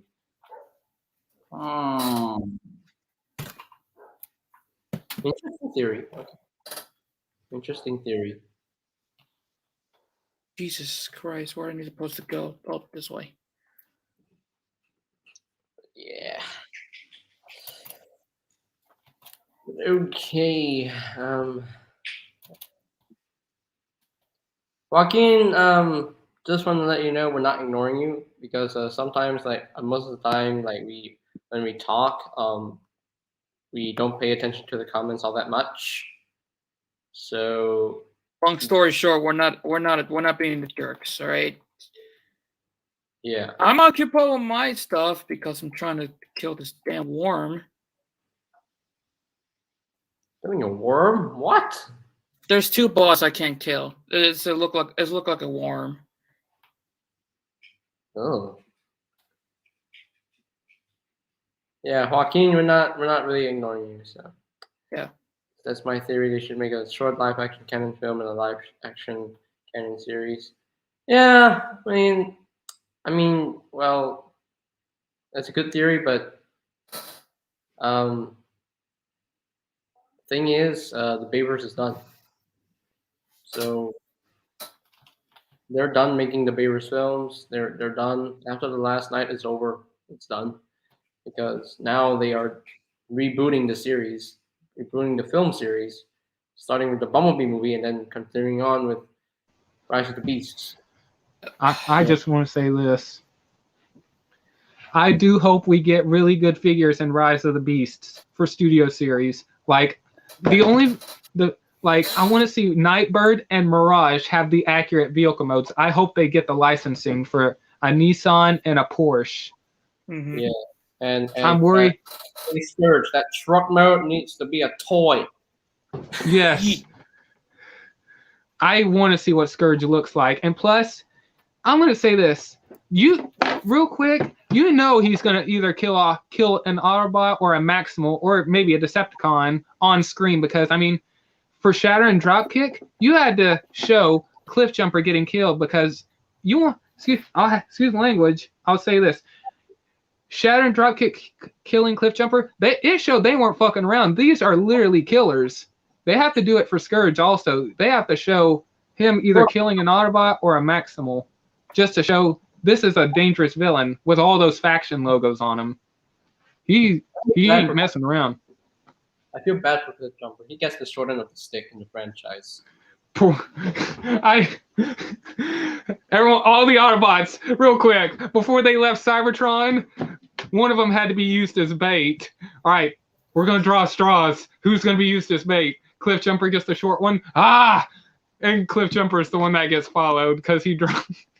Poor Cliffjumper. On the CW channel and on Paramount Plus, and the Bayverse will not be over if we all believe that it's not over. Unfortunately, Joaquin, Michael Bay is not going to come back to direct the Transformers films. He's done. He's done. He'll be serving as a producer, maybe. But, well, I mean, he's helping on, well, I guess behind the scenes on Transformers Rise of the Beast, but still. And I'm sure a lot of people, I'm sure. Go ahead, man. Go ahead.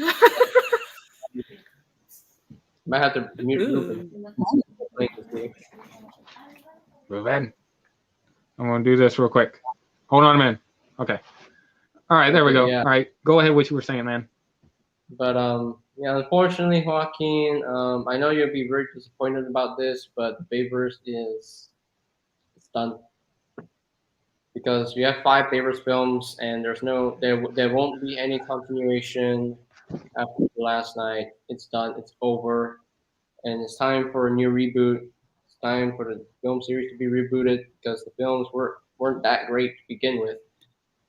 Because in terms of the plot, the last night, remember that was a bit disappointing. That like the plot line really sucked. Like everything. Yeah. On the place at the same time, like I'm really confused on what's happening. But I will admit that the final battle scene was epic. The final battle scene was epic.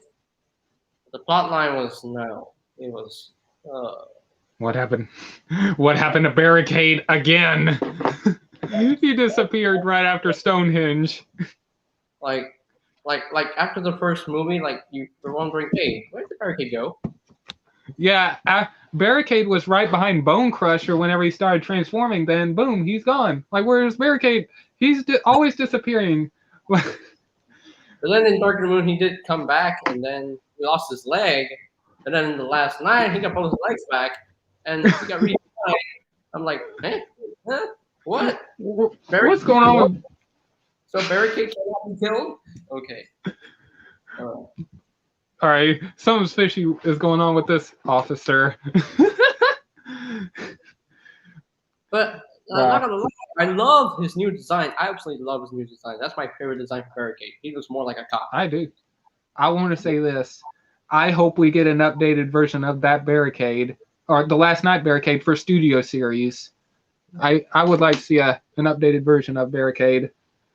I mean, the Premier Edition Deluxe was decent, but again, it wasn't great. It's still a fun toy. It still looks good in both modes, but I think they pretty much, maybe I could be wrong, but I think they rushed the Last Night figures. Some of them were re-releases, but I will say this: the one figure that was good for kind of a re-release was Crosshairs, because they actually did better with that vehicle mode instead of the robot mode was like lacking in paint. Like, that's true. A lot of green. Yeah. So, and also Crosshairs in the Studio Series line. Hopefully, they do that design justice and do the proper trench coat, please. Oh, I like Crosshairs, and I will say this: the Studio Series line definitely made Drift a lot better. I'm talking about the Mercedes Last Night one, the first one. No, not that one, but that one was. It looks good in helicopter mode, but the Mercedes version with the mini Dinobots or baby Dinobots, whatever, I will say that one is better. The Last Night, the first one that came out, it was all red, all red. But that one is better. You know, I honestly didn't want to get this at first, but then when I saw reviews come up, I'm like, wow, this looks really good. So, Worth it. I caved and I pulled the trigger. So worth it. And now I have the best The Last Night Drift ever. That is, I gotta say, that is the best one. The first Last Night version, no, I cannot. I don't want to talk about that one. Like, it's fully red.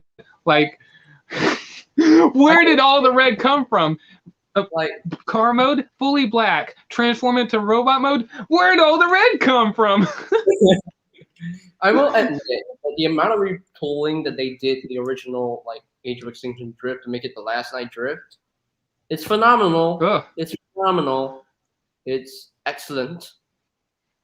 But I wanted like a better The Last Night Drift because of all red in robot mode. No.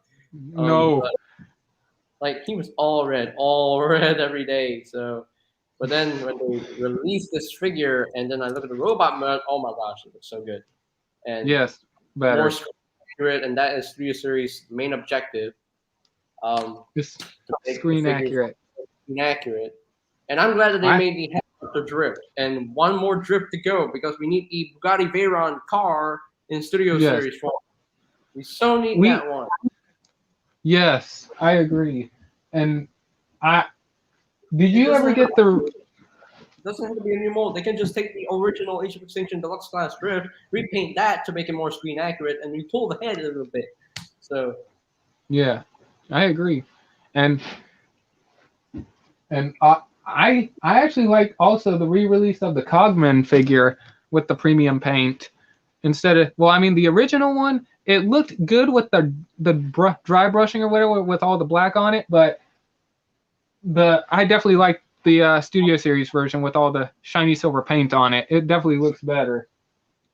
I mean, I prefer my Premier Edition Cogman because I feel like I don't feel like doing the Studio Series one because I already have Cogman. So it's the same way. So I'm not gonna make that much. So yeah, I got the Studio Series Cogman does look really good. He does look very shiny. So, but I'm fine. I'm totally fine with my Premier Edition Cogman because because that was the special figure. That was like the last one I could get. So.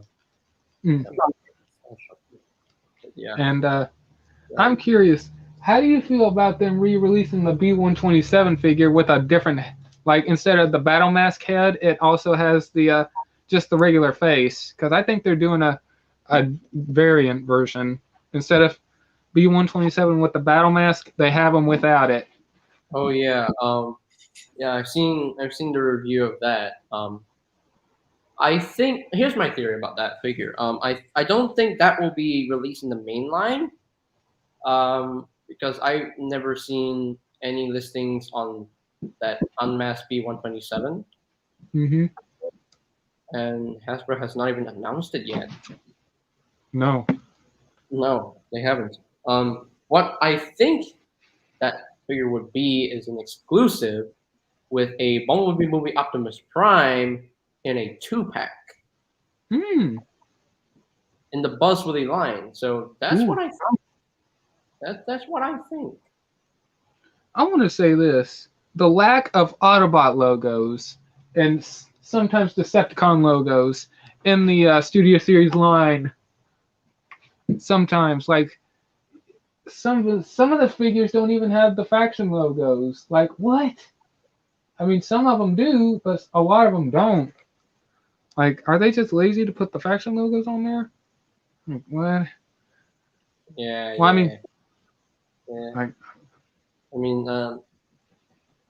Let's see, Roadbuster, Topspin, and Netwood, they could have had Autobot logos, but they didn't.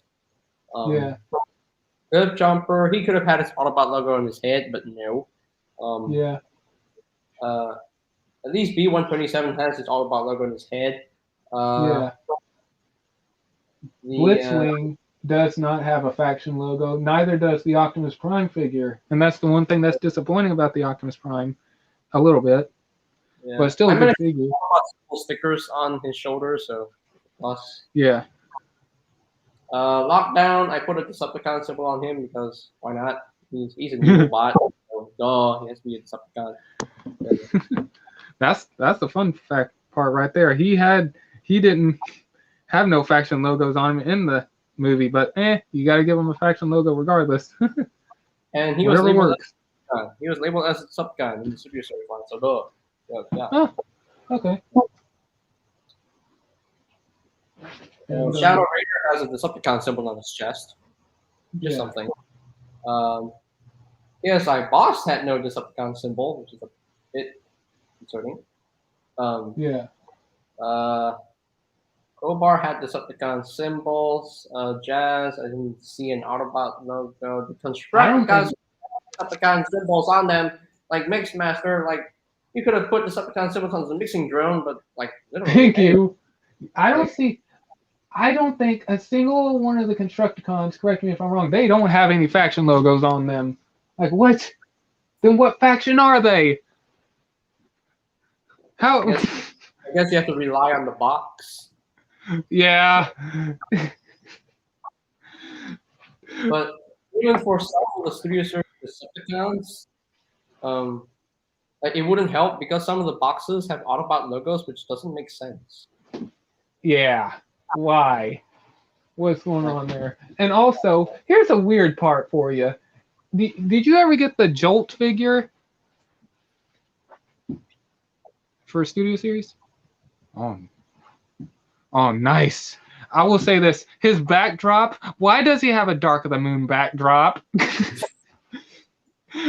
I'm sorry. He has a, like, someone had to have rushed that. He has a back. That's the first time has Hasbro ever done that for a packaging backdrop. I'm like, What is me, this? Are you blind? I don't know why they did that. Why does he have the Dark of the Moon backdrop? I'm like, when what?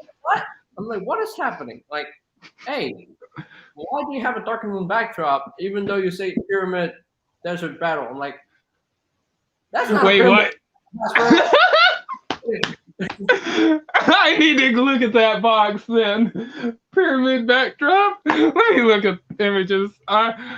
That's not a pyramid, that's a city. Where's the pyramid? I need to look up a picture of this. Wow, that'd be a bad error right there. Hang on. Yeah. Oh my. Like, and then for the Nest Bumblebee repaint of Opera Bumblebee, they even butchered They even butchered the name in the for the packaging.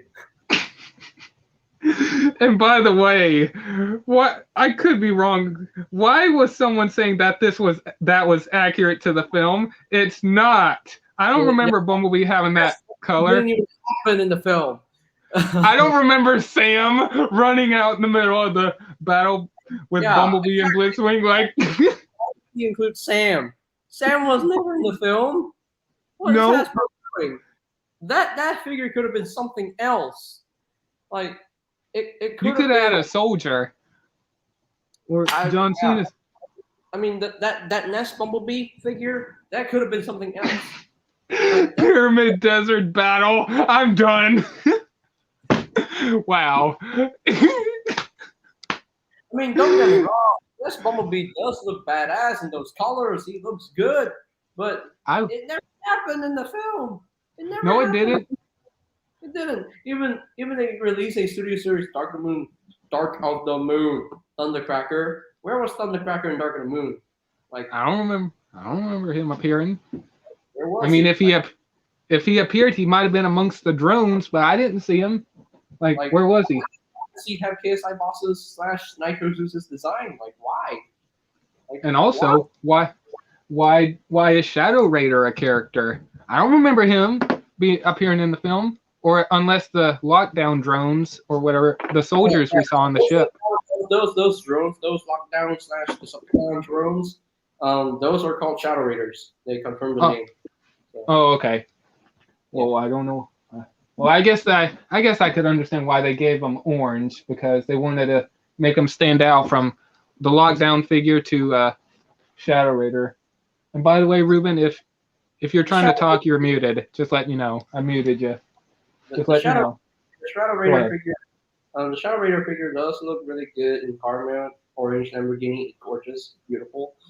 Robot mode, it looks good. It has the Decepticon symbol because more Decepticons, good. But, I will say this. They remake the KSI Sentry into the Trax alt mode. We got to do that.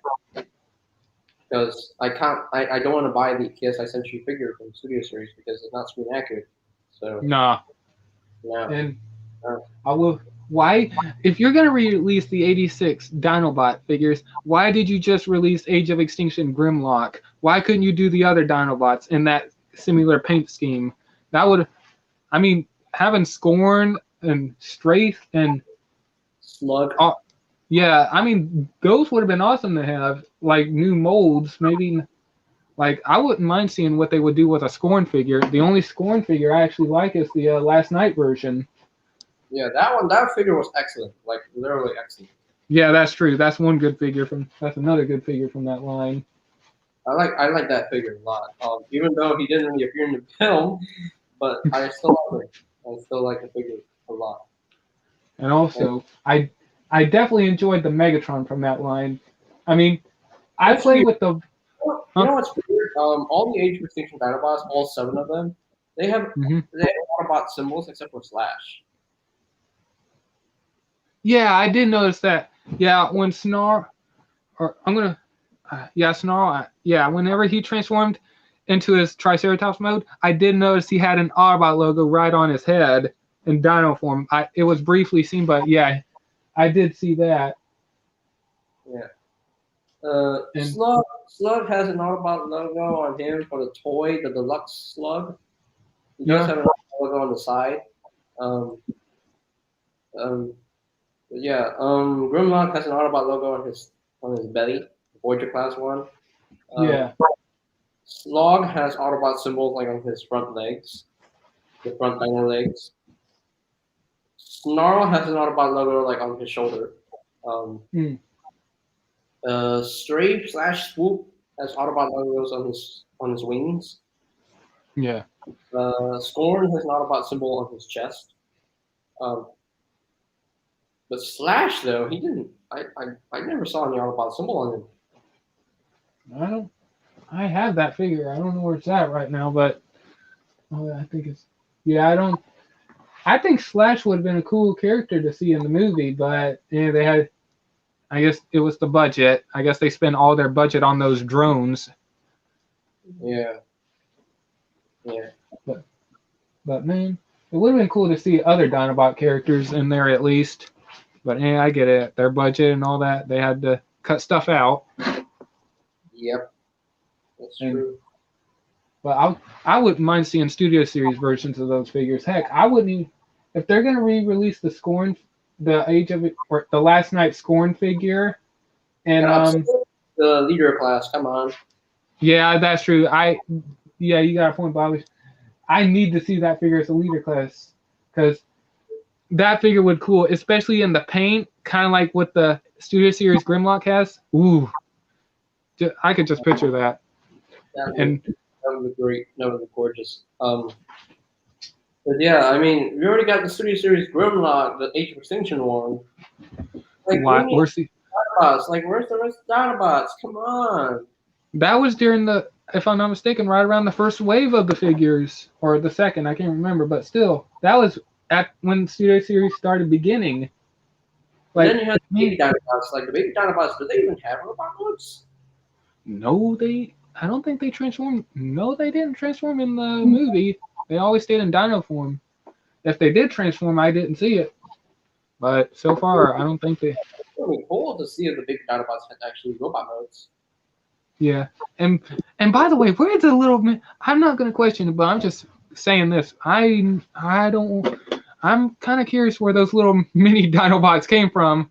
Like, are you telling me like that Baby Swoop, aka Terry, Tops, and Sharp T. Sharp T. That's his name, actually. That's his name, Sharp T. Yeah. Yeah, I honestly don't even know. Like, I watched it last night in the cinemas. I'm like, wait a second, where did the baby Dinobots come from? I don't want to know if Grimlock or Scorn or Straith. I don't want to know if they were females. I don't want to know if they were like. I think they were females. Nah, Grimlock, Slugs, and Scorn. They're completely male. They all. Yeah, but how did where'd they come from? I don't think Kate Yeager could have. I'm trying to think. They did say that Grimlock, Slug, and Strafe, they said they gave birth to the baby Dinobots. I don't want to know how if they did. I'm like, they unless did. How? Like, why? I mean, I love the baby Dinobots. Don't get me wrong; they're cute. They're adorable. They're freaking adorable. They're freaking cute. But again, yes, they are. Where did they come from? They are. Like magic. I'm like, huh? I mean, I don't think Cade could have built them. Last night, I'm like, okay, he was last in the dark and moon. He was like falling from the ship. So if Brains could survive, then so could Wheelie. So they just threw Wheelie in to prove that he never died. So, and I want to know what happened to Brains after Transformers Age of Extinction. The last time we saw him was in the train yard, and after him carrying a little flower saying that he's walking again or something like that, we never see him again. Where did he go? Like, I would love to see a core class Brains that actually transforms to a laptop. I would love to see that. Oh yeah, and I wouldn't mind seeing some other characters from Transformers the last night, like even some of the Decepticons that got killed off almost immediately that were just like on. Okay, yes. Mohawk needs to be a core class. He needs to be a core class. Yes. He needs to be a core class because he's small, he's tiny. And this ain't right. I don't think Mohawk actually died because his head could talk and his eyes didn't die off. So, nah. Yeah, he said this ain't right. He didn't actually die. He was just a head and could talk. Oh, this ain't right. Yeah. But yeah, Mohawk. Onslaught. He was hilarious. I love him. Look at that blue beetle looking mofo. Whenever you saw Squeaks. I'm gonna kill you up later. I'm gonna kill you all later. I'm gonna kill you all mofos later. I'm gonna kill y'all that night. But I'm gonna kill you later. Definitely gonna kill you for later.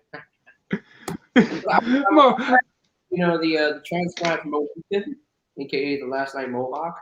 I'm glad I got the Karate toy because he looks great in both modes. Nice. But I would love to have a studio series version of the character. That's hey. Yeah. Um, And all. Bulldog, a bulldog, come on studio series. Hasbro, Oh gosh. do a bulldog, Yes.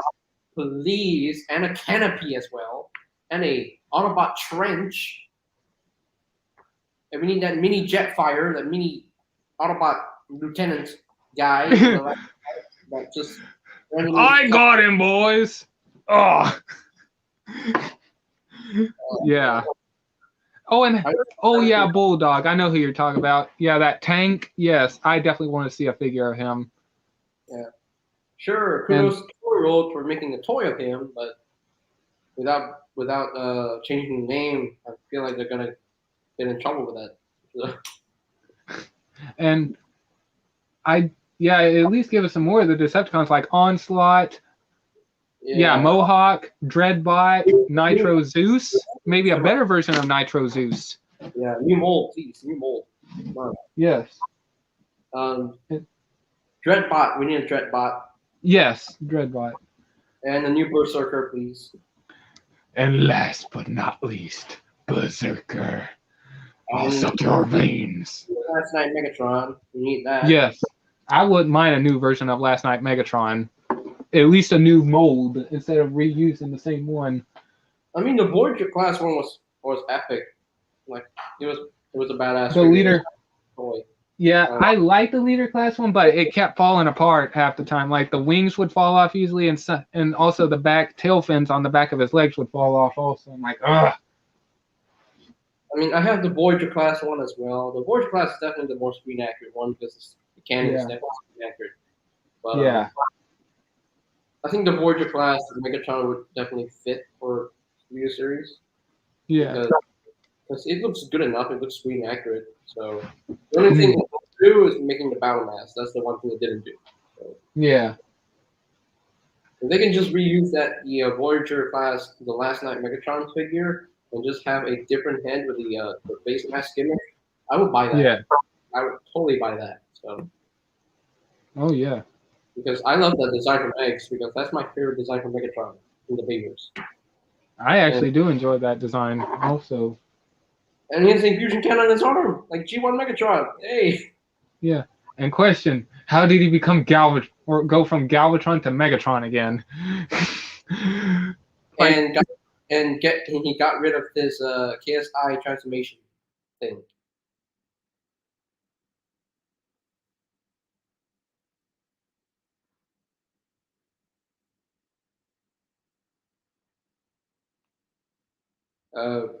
Ghost Lord Master Starscream?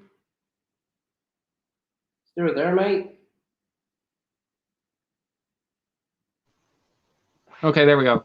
All right, had to fix my internet right there. Okay, go ahead. What you were saying? My bad. But, internet. Where is it? Galvatron turning to Megatron again. How he got rid of his KSI transformation scheme. Yeah, the way he transformed, like, I don't know why he did that. And plus, he didn't even have his Transformium type transformation thing also.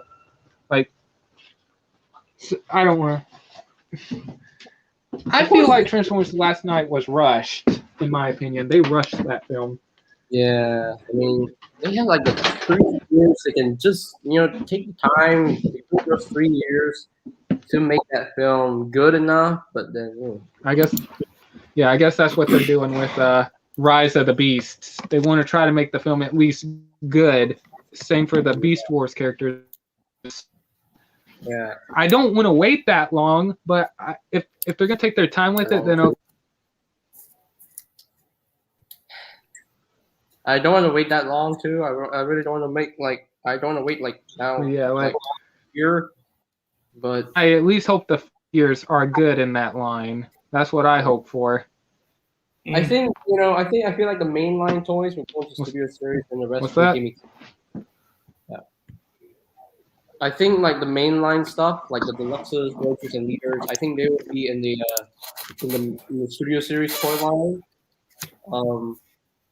With the additional core class, and then the rest of the figures from the Rise of the Beast toy line, like the main Rise of the Beast toy line itself, the separate toy line, all of them will be gimmicky toys. Yeah. So Yeah, more catered to the, give those to so, the kids. yeah, that's what I think anyway. But I'm curious. well, I was gonna say, how do you feel about Mirage's vehicle mode as a Porsche 911, in your opinion, instead of a Formula One race car? I still think he looks good. I don't need everything to be G1 accurate. So Yeah, again, these are the movies. The movies are not G1, so yeah, that's true. they And G1 inspired, but they're not G1. So yeah, and RC is supposed to be, her design is supposed to be based on Transformers Prime, from what I heard. And but because yeah, she turns into a bicycle, so a motorbike. Yeah, and I think she's gonna have her Transformers Prime RC, or her Transformers Prime design to her in robot mode. I think, from what I heard, that could. Then again, I could be don't wrong. think so, because since this is a sequel to the Bumblebee movie, I think that RC will retain her robot mode from the Bumblebee movie. Yeah, I think so anyway.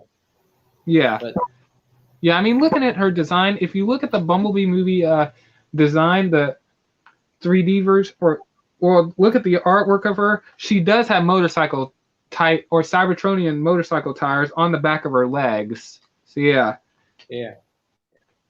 And I hope that figure, the Studio Series version, looks pretty good. And I will say this: if there's a fight between RC and Nightbird in Rise of the Beast, which would be cool, I hate to say this, if RC does not know like the ninja type styles or the martial arts type stuff that Transformers Prime RC knows, I'm going to say this: RC might end up getting her ass kicked by a ninja bot. Like literally, like if RC does not have those fighting techniques like Transformers Prime RC, and I wouldn't mind seeing a fight scene between RC and Nightbird in the film. And plus, hey, she'll be the smallest out of all the Autobots, so. And I'm actually looking forward to seeing Nightbird and Scourge. Yeah, especially Scourge. I need to see that design. Oh yes. And I'm definitely curious about Battle Trap also. It's nice that they're using a Duocon name for a Terracon. Yeah. It's nice. It's pretty cool. And I'm going to say this. Oh, I'll say this. I think it's going to be 100% certain that figure will be accurate in the Studio Series toy line, because, I mean, it's a GMC truck, and plus we already have an Ironhide figure in the Studio Series line that is a GMC. Yep. So, exactly. So yeah, I think it's safe. I don't want to jump ahead, but I guess it's safe to say that Battle Trap. Yeah, I guess it's safe to say Battle Trap will have his accurate vehicle mode. It's just the question.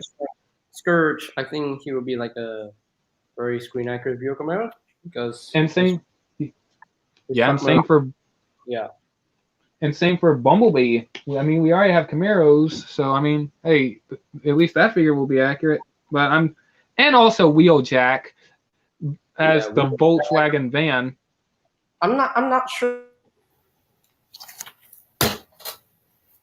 Me, but considering that his Bumblebee movie design is like kind of chunky, it kind of works. But if you look at the Bumblebee movie Wheeljack figure from the Studio Series toy line, his vehicle mode is like so flat. And how do you get that to become a Volkswagen van? Yeah, I'm definitely curious on that. But yeah, that Wheeljack will definitely be accurate, because I mean we already have a Volkswagen Beetle Bumblebee figure, but it's just the question. I mean, RC, I think she's a Ducati motorcycle, so I don't know if they have rights to the motorcycles. But the ones I'm concerned about is, well, I mean, Optimus Prime. Yeah, Nightbird as a Nissan Skyline. I really want that figure to be accurate. I hope they get the license to use the Nissan Skyline. And well, I mean, Jazz is a Porsche. I mean, well, not. Yeah, and the Porsche needs to be accurate. Oh, that Porsche needs to be accurate. Yes, please. I love the look of that car mode. And the 86 figure is a Porsche, but it's not labeled as an official Porsche. And plus, I think they changed it up a bit. I could be wrong. So yeah, if it's Jazz, yeah. so, I really want Mirage to be accurate. If he's not accurate, I don't know how I'm going to feel about that. To be honest with you. Yeah, but we'll wait and see. I hope Hasbro gets the next Porsche. I hope. Yes, please. But and I definitely would love to see a Rise of the Beast Optimus Prime toy with the front bumper.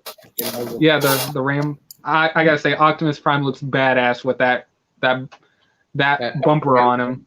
That yeah, thing looks badass. Yeah.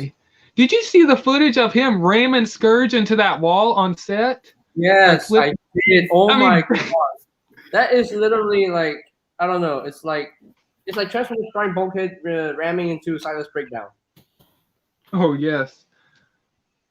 So, well, I mean, I feel like they're trying to use like cues from Transformers Prime and put it in the movie, and people would notice like, oh wait, this looks like Transformers Prime Bulkhead ramming into Silas Breakdown. Oh my gosh, they did this with Optimus Prime and Scourge as well. Oh.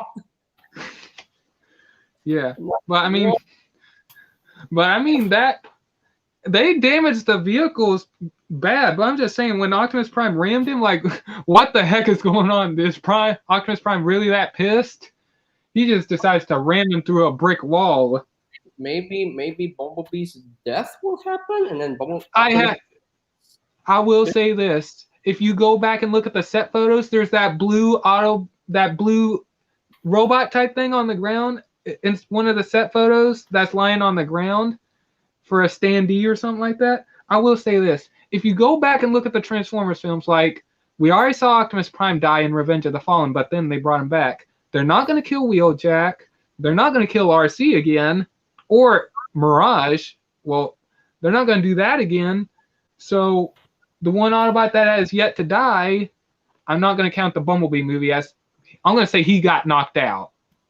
Bumblebee has not died. A few minutes, and then he just got reactivated.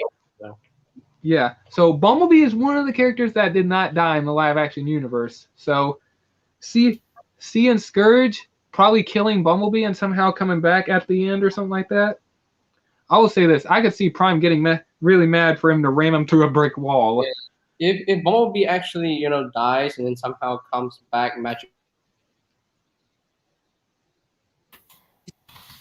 That has to happen. That needs to happen. Because I want Bumblebee to talk. I don't want Bumblebee to have his voice lost or anything. I want him to talk. I like the actor that played him in the Bumblebee movie. It's the actor that played in Maze Runner as Thomas, one of the main characters. I think his name was Dylan O'Brien. Yeah. Dylan. Yeah. He did good as Bumblebee. I wouldn't mind having him back again. He was awesome. Yeah, he was really a good voice actor for Bumblebee. I really like him. I like his voice. I would have preferred Friedel, but Dylan, what's his name again? Dylan O'Brien was still a really nice voice for Bumblebee. He didn't get. Sad that Christopher died. So sad. Yeah, it's a shame. Yeah, I wish he had more lines at least, but he didn't have that many lines in the film. Like, it's only on the Cybertron, the canyon scene, and that's it. Yep. But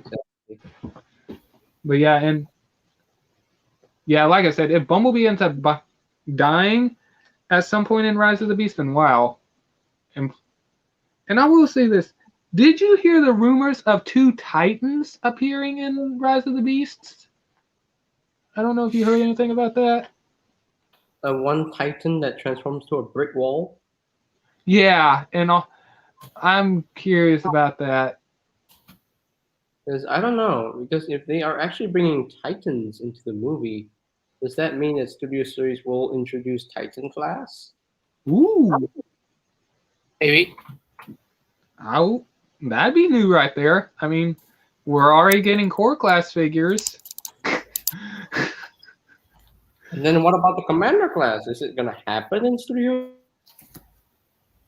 I wouldn't be. I'll be shocked if. I wonder who would be a commander class. That's a good one. Oh boy. Oh boy. Yeah, who would be a commander class figure in the Studio Series line? That's a good question. Yeah. But yeah, I think they said there might be two Titans. A good guy Autobot. I think it's the one that turns into a brick wall. I don't know. And I think they describe. How does I think that they. work? Like, how does And that work? Yeah, unless there's something under the brick wall, then okay. And I think they described the other bad guy Titan as a big beast. And the only beasts I can think of is either Scorponok or Trypticon as a Titan. So I really want it to be a Trypticon, but since they said it's a beast, I'd be shocked. It'd probably end up being Scorponok, but I don't know. But I feel like they're Death Source. It could be Death Source, I don't know. Oh yeah, that was one of them that was I heard speculated. But yeah. So you're telling me you're gonna you gave us so much with the Scourges on Scourge's grill with the mercenaries, so you're gonna give us mercenary logos and also Maximals and Predacons, hopefully. Well, And I mean the Wreckers also. And I'll say this: the one logo that is not on Scourge's grill, like you see Wreckers, Mercenaries, Autobots, Decepticons, and Maximals, I do not see a single Predacon logo. So it wouldn't impress me if Scourge is hunting the Predacons for a new logo. Question is, why is he there? I get it, he's a trophy hunter like Lockdown, but why is he really there? Is he looking for a new prize? I'm really curious to see who these Terracons are. I really want Nightbird to not talk in this, but she'll probably talk in the film. But I think silent but deadly would be awesome, like Soundwave from Transformers Prime. Yeah, I mean, Transformers Prime Soundwave did talk in one episode. Yeah, he said Soundwave superior, Autobots inferior. He did say that. So yeah, that was awesome hearing him talk, and it was in the Dark of the Moon voice. Yeah, in the Frank Welker voice. Oh, that was awesome. Yeah, he came in already 2015, first silent, and then he got his voice back. So yeah, he wanted to break off his moments of silence. You know, it's time for me to talk. Yeah. But yeah, I'm definitely. I hope they're not going all out, wasting their money on.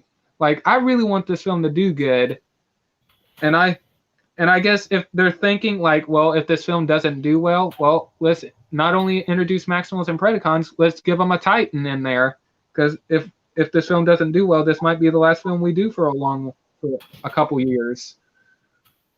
Yeah. They still have yet to make the animated Cybertron prequel. Yeah. If that is made, that means we're gonna get the figures from that movie into Studio Series line as well. Yeah. Movie. So yeah. And I'm definitely curious on how you feel. How do you feel about Ron Perlman voicing Optimus Primal in this instead of Gary Chalk? Now, here's the thing. I watched Power to Primes, and I heard Ron Perlman's voice as Optimus Primal. It works. Yes. It works. I like it. I agree. I likes it. I mean, the one part I listen to the most is when him and Megatron are fighting. Like the dominance in his voice. Like, I like the one line Megatron says, "You know, there is something in the arrogance of your voice. The air of annoying superiority. You remind me of someone I used to know." Like, I just like Primal's voice in that series, and I could hardly wait to see it in live action. I agree, it works. Yeah, it works. It definitely works. Ron Perlman did a really good job as Optimus Primal, and I'm definitely yes. At first, I thought we were never gonna get to see his Transmetal 2 design anymore. But then when Power of the Primes happened, his Transmetal 2 design comes back. I'm like, whoa, okay. The figure is actually good. It's hard to get a hold of, but still, that figure is good. Yeah, still to this day. It's a good figure. Albeit missing the vehicle mode. Yeah. But it's still it's still a good looking figure. It's still really well done. The only thing that the big slab, big Optimus Primal slab. Yeah. And I'm definitely curious. Like by the end of this film, I'm definitely curious if they're gonna do like if the Maximals and the Predacons are gonna be sticking around in Peru, and the Autobots will go have their fight with the Decepticons in the U.S. I wouldn't mind a sequel to Rise of the Beast, like involving the Maximals and the Predacons fighting in the jungles of Peru, trying to. Yeah, it'd be nice. That would be really, really nice. Like, the one thing that that really made me happy is that when Power of the Primes happened, I look at Optimus Primal. Oh wait, he's the same size as the Decepticons and Autobots. Yeah. I'm like, hey, how, where, what? If Power of the Primes is actually like the future, like after G1 and B-Force happened, then that means the Autobots and Decepticons, they were still around during the Maximals and Predacons time, because Optimus Primal does exist in Power of the Primes. I'm curious on how you feel about this. And I guess you heard some of the action scenes that will be in there, like involving the Autobots and the Maximals fighting each other, kind of like in Kingdom. Did you see some of those videos of people talking about that? I don't think I did.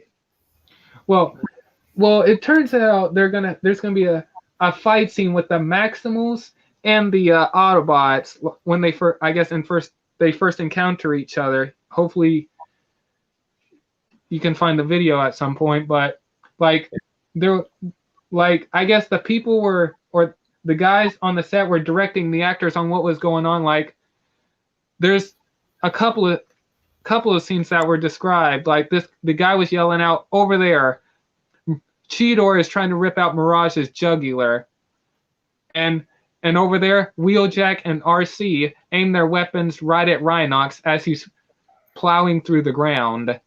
Yeah. The one thing that makes me interested is that, since they're bringing the Beast Formers into the live action movies, like Optimus Primal, Rhinox, Airazor, and Cheetor, I would love to see like Studio Series toys of those characters. Yes.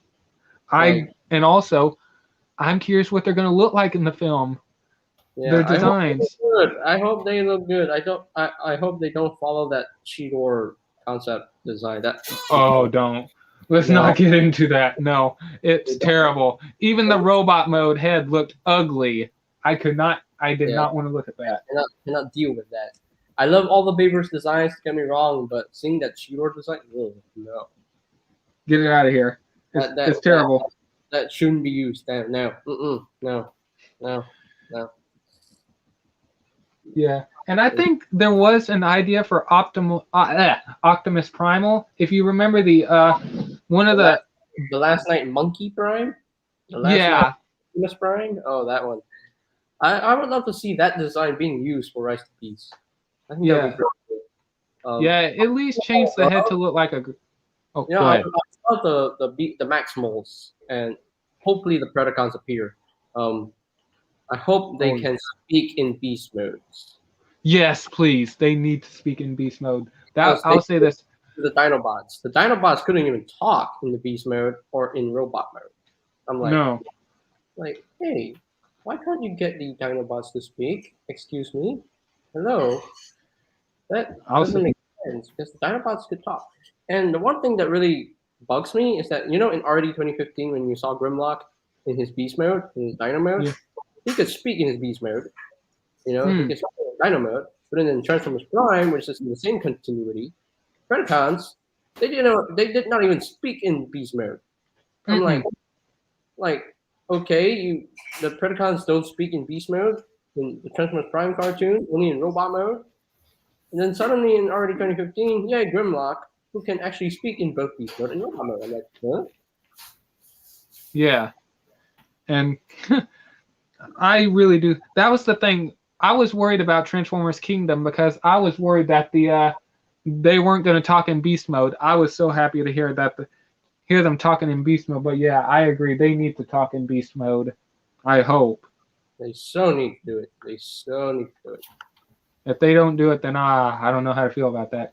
And yes, I do hope the Predacons appear. Well, Yes. Please, we need a Megatron, please. I need this Megatron in the show, film. Yes, I want to see T-Rex Megatron. If we don't see T-Rex Megatron, I don't know how I'm going to feel about that. If he's a post-credit scene, okay, but it better be David K. Because Yeah. And please do not get. I mean, I kind of like It has to be. Yeah. Yeah. I kind of like the Kingdom Megatron voice, but I'll just say this: I do not want to hear that voice in Rise of the Beast. I don't want to hear that. No. I need to. Don't. No. It is you, isn't it? Yes. Sounds like a dying old. At first it was fine for a couple episodes. Okay, the voice was fine for a couple episodes, and then you get to episode 5 where the arc transformed. You get to episode 5, and here's how it sounds like. He will ever exist now that I have saved Megatron. Then he goes like what else? He goes like and besides, who are you to judge me? He started with Nemesis. How do you know? He's not using you. I'm like, what is happening? My only favorite line that I liked is when after he deals with Dinobot, I like whenever he sees Megatron, he says, "Megatron, let me help you. You are injured, but now I'm here." That was the only but still, I don't want to hear that voice in the.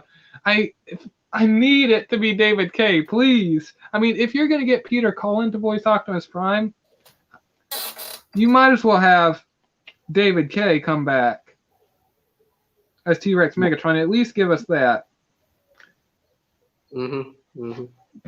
Oh yes.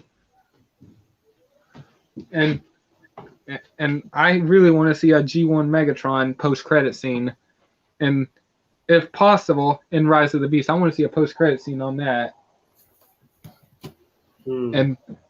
But like I said, they seem to be borrowing from elements from Transformers Kingdom, like with the Autobots and the Maximals fighting each other when they first see each other, and it kind of got me thinking about that. And I'm curious how you're gonna feel about this, JJ. If the Maximals and the Predacons are fighting each other, like, why are they doing it? And here's one of my theories, that this is one of the things that was said, that the Maximals and the Predacons, they hate each other, but they hate the Terracons more than each other. And it kind of got me to thinking, after hearing that, and also that they'll be fighting each other when they first meet each other, the Maximals and the Autobots. Why am I getting a feeling that Scourge could be a future version of Optimus Prime, and the Maximals and the Predacons do come from the future, but it's kind of like Kingdom, and Scourge is a reformatted version of Optimus Prime. And if you want to do this, like RC could be Nightbird or something, I don't know. Like, it kind of got me thinking, like. And since the Terracons were described as Unicronian-like, and their Terracon logo almost has like a Unicron type design, and why am I getting a feeling Scourge could be a future version of Optimus Prime, kind of like Nemesis Prime, but they're just calling him Scourge? And I'm just saying, just imagine this: if he is a future version of Optimus Prime, him killing Bumblebee would be what the F right there.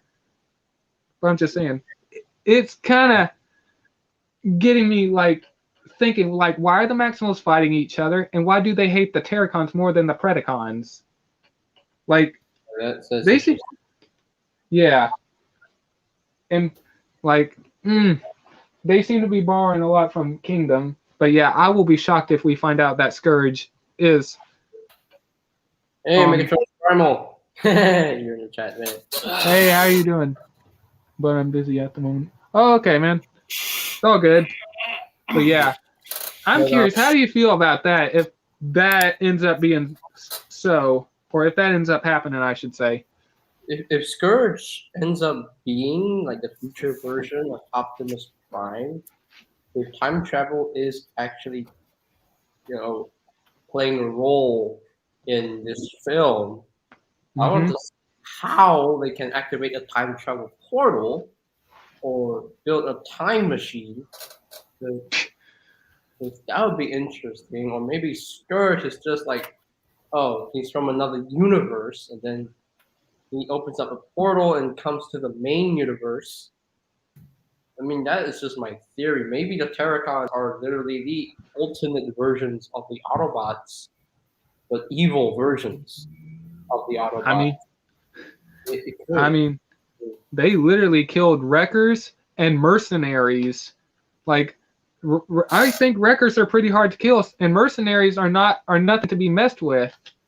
Like, they're literally bounty hunters, and like. Week. Megatron's Primal, had a pretty bad week. Sorry, man. Oh gosh, I'm sorry. If you want to share it, you can, man. But you don't have to if you don't want to, man. But man, I do feel bad for you. But if you want to share, you can. You don't have to if you don't want to. But yeah, like Scourge. I'm gonna say this: considering he has Wrecker logos and also an Elite Guard Autobot logo. I forgot about that. One. Yeah, who is the Elite Guard? Like Ultra Magnus? I don't know. That's what I was thinking. Ultra Magnus. Or I'm gonna cross the line right here, and I know Ruben might agree with me. Sentinel Prime. Fuck Sentinel Prime, he's a bitch. I am Sentinel Prime. You're a bitch. He was kind of a He's a bitch. He was bullshit in terms of animated. Yeah. Also, you're not gonna believe what I found right now. What? A rainbow grenade, and it's an electric. Oh wow, God! But it's beautiful. Oh my gosh. Yeah. I don't know. I'm still wanting to see this film, but I wanted to see it next year. But now that it's delayed, I'll be like, I can't. I'll be like 22 years old at that time. So. I'll be 23 by then. By the time it comes out, like I don't want to wait that long. Like literally anything could happen. Is all I'm gonna say. Like I do, like the release date was all over the place. Like I've been hearing rumors like it's gonna come out on June of next year. Then they pushed it to December, and then they decided to push it back to June of next year. And then now recently they just pushed it to 2023 in June. Hold your head. I'm like, what the heck is happening? I mean, if it gives them enough time to make the film better, okay. But you better have a good reason for it. Yeah, exactly. And also, I will say this: if they're saying that the Titan is a golden Autobot, why am I getting a feeling they're going for an ARC type reference for Transformers Kingdom? Like the only golden Autobots I could think of is the Titan class ARC, and I forgot the name of that other Titan that was in Cyberverse. That was a golden character. Oh shoot! I forgot the name of that one Titan. What? Mainframe? Albatron? Let me look. Hold on. Let me see the name. The last Autobot? Let me look. Which Titan? Sorry, which Titan? It was in Transformers Cyberverse, not Iaconus. It was the it's like a golden type Autobot. Chromaton. Chrome. Yes. So is it the Arc, or is it going to be Chromaton? I don't know, man. Yeah, I've never seen Chromaton transform though. yeah.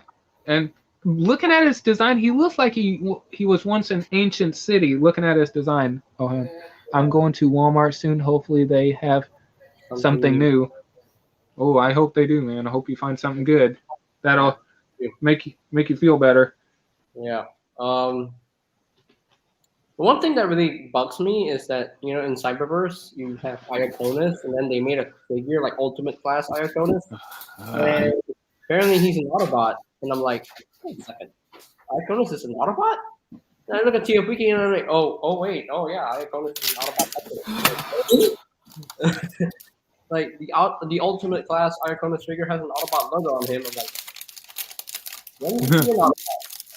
When was he an Autobot in the show? Well, he was never an Autobot in the show. That's he is now. So. Yeah. But yeah, they described the Titan class Autobot as a golden Autobot, and they described the bad guy Titan as a big beast. So unless they're gonna make up new Titans, then wow. Yeah. I feel like they're going to go for the I feel like the big beasts. I feel like they want to go for the Fall of Cybertron Trypticon route. I'd be fine if it's Trypticon. I'd like to see Trypticon in live action. Oh yeah, that would be great. That would be really, really great. You know what Cyberverse Trypticon reminds me of? He reminds me of he gives me Beast Force Megatron vibes. Yeah. Last time I went, they had 4 of the 86 sweeps. I'm gonna be honest with you. Last time I went to my Walmart, they had 5 sweeps. Oh my gosh, too many sweeps. If that Probably Trypticon. evil Titan from Rise of the Beast is actually Trypticon, you gotta do a figure of that, please. Yes, I'm curious what he will look like, and hopefully he looks G1 accurate, but more modernized. And I guess if they're doing Titans, like I said, they want to make this film like I guess the best Transformers film ever, like with the Beast Wars characters, like they have to work on them and also the Titans. Not enough.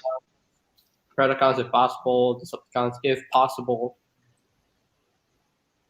I will, yeah, and the Decepticons will be in here, but from I guess what it said on TFW, they won't have much of a role in this. But I think they want to try to make the Terracons the main bad guys. Yeah.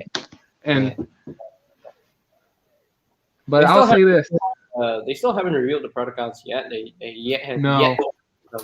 have yet to reveal them. And I'm curious, if the only Maximals we got is Primal, Air Razor, Cheetor, and Rhinox. Yeah. Yeah. Like, where is are we gonna get? Where's Rattrap? Are we gonna? Where's Rattrap and Cybertron? Where are they? Yeah. Are we gonna get those?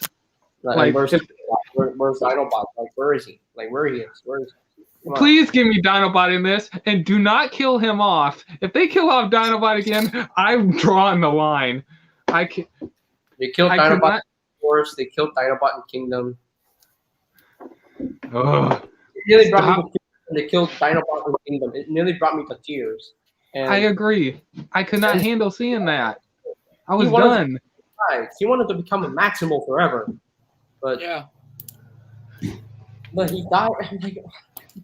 They're probably gonna kill him off because they're just like, hey, guess what? You don't want him dead? Screw you. We're gonna kill him every day. You know what? Go home. Please Go don't make him into Cliff Jumper. Please don't do another Cliff Jumper. I will be done. The Cliff Jumper curse. Stop. Yeah. Cliff Jumper can't get a break. Cliff Jumper literally got. Okay, Megatronus, have a good night. He's going to be. Yeah, have a good night, Megatronus Primal. Yeah. Cliff Jumper. Well, they're not gonna listen. Like, he's not gonna escape the curse of Cliff Jumper. Yeah. Say your prayers, bitch. Anyway, yeah, Cliff Jumper, he gets no respect. I mean, No, he doesn't. he does Transformers. not get respect. Transformers Prime Cliff Jumper, he was alive in one episode and he died in that one episode. I'm like, I'm done. Like literally, and you got the best actor also, Dwayne Johnson. Like, what was the point? Yeah, and sliced in half in Bumblebee movie. I'm like, what is wrong with you? Then follow Cybertron, he gets crushed by Bruticus, and oh gosh, oh goodness, come on, man. oh my gosh, stop killing Cliff Jumper off. It was like Transformers Prime. That's where the trend started. That is where the trend started. So what is wrong with Cliff Jumper? Like, why are they doing this to poor Cliff Jumper? I'm done. Like, no. And now they're another Autobot instead of Cliff Jumper in the Bumblebee movie, like some other Autobot that's not worth saving. So I'm trying to think of an Autobot. You could have had it be an Auto Trooper, I guess. Yeah, exactly. As long as it ain't. Or else you could have included like Wasp, Autobot and Wasp, and get it. But I am not the imposter. Sus. Oh gosh, poor Wasp. Yeah. That would actually be a good cameo there. Seeing but oh man, and I'll say this: if Wasp appears in the Rise of the Beasts, like the only Beast Wars character, yeah, like I hope they do the voice on that one, like Waspinator. Yeah, we gotta have the original voice, man. We gotta have the original voice. Come on, that'll be has to be very. I almost when Pterosaur and Waspinator didn't even appear in the Kingdom show. You know, appeared and like, where did Scorpionaut clones come from? I'll say this. I had this thought before even Kingdom came out, like Waspinator and Bumblebee having a fight. Like when if Bumblebee saw Waspinator, he'd be like, if Waspinator saw Bumblebee, he'd be like, hello, and he'd be like, I'm Bumblebee. And Wasp would be like, Bumblebee, more like Bumblebot. Kind of give a Transformers animated reference. Yeah. And start calling him Bumblebot. That would be great. That would. But Kingdom. But I guess it was said. Well, I mean, T-Rex Megatron did say that the Maximals killed off some of their ranks. So I guess that included Pterosaur and Waspinator. They killed off screen, probably along with Inferno if he was with them. Yeah. But yeah, the only Predacons I can think of that, unless they do, well, the main ones I could think of is T-Rex Megatron, Scorponok, Waspinator. At least have Dinobot a Predacon for the film, and then have them switch sides. And Black Arachnia and Inferno, or at least select the main ones. And Legacy is gonna have Beast Wars Inferno inside, so I can't wait to see that. So. Oh yes. Yeah. I'm definitely looking for Voyager's class. He's a Voyager even, so yeah. And I know Ruben is excited for the Voyager Inferno figure, the ant, because you like all that burn Maximus. I've always wanted big ants. I've always wanted a big ant in my collection. Yeah. But anyway, I guess this is time for me to sign off. All right, man. Because all right. I have to attend church, so. All right, man. Hey, I'm glad you were able to join, man. You're welcome anytime, man. It's weird that my comments don't even pop up on streamer. I don't know why. Yeah, I'll look into it for you, man. Yeah. All right. Glad to have you on, man. All right. See you later, man. Peace out. You too, man. All right. Stay safe, guys. Man. You too, man. But oh man, man, I'm hoping Tia Finky will be able to hop back in. But man, I'm gonna say this. I'm totally excited for the Kingdom, or excuse me, Not Kingdom, darn it, Rise of the Beast. But man, I still cannot believe they delayed it on us. They had to do that to us. Well, they're a bunch of ass. Oh my gosh, look at this. Look what they did to... I was just going through Instagram seeing if there's anything new. Look what they did to one of the Kong figures. Seriously, not that. Someone clearly does not like Kong. Let me see here if there's... Man. I still need to get some of the buzzworthy Bumblebee figures, like the high octane Bumblebee. I still want to get that. Mm-hmm. And I know you. Hang on, let me do this real quick because there's something I gotta do. And I know you wanted to get the high octane the car drop kick. Yeah. That's something I. Oh, man. And I will say this, like I said, I'm disappointed that the the movie got delayed, but then again, like I said, I'm also happy. Hold on a minute.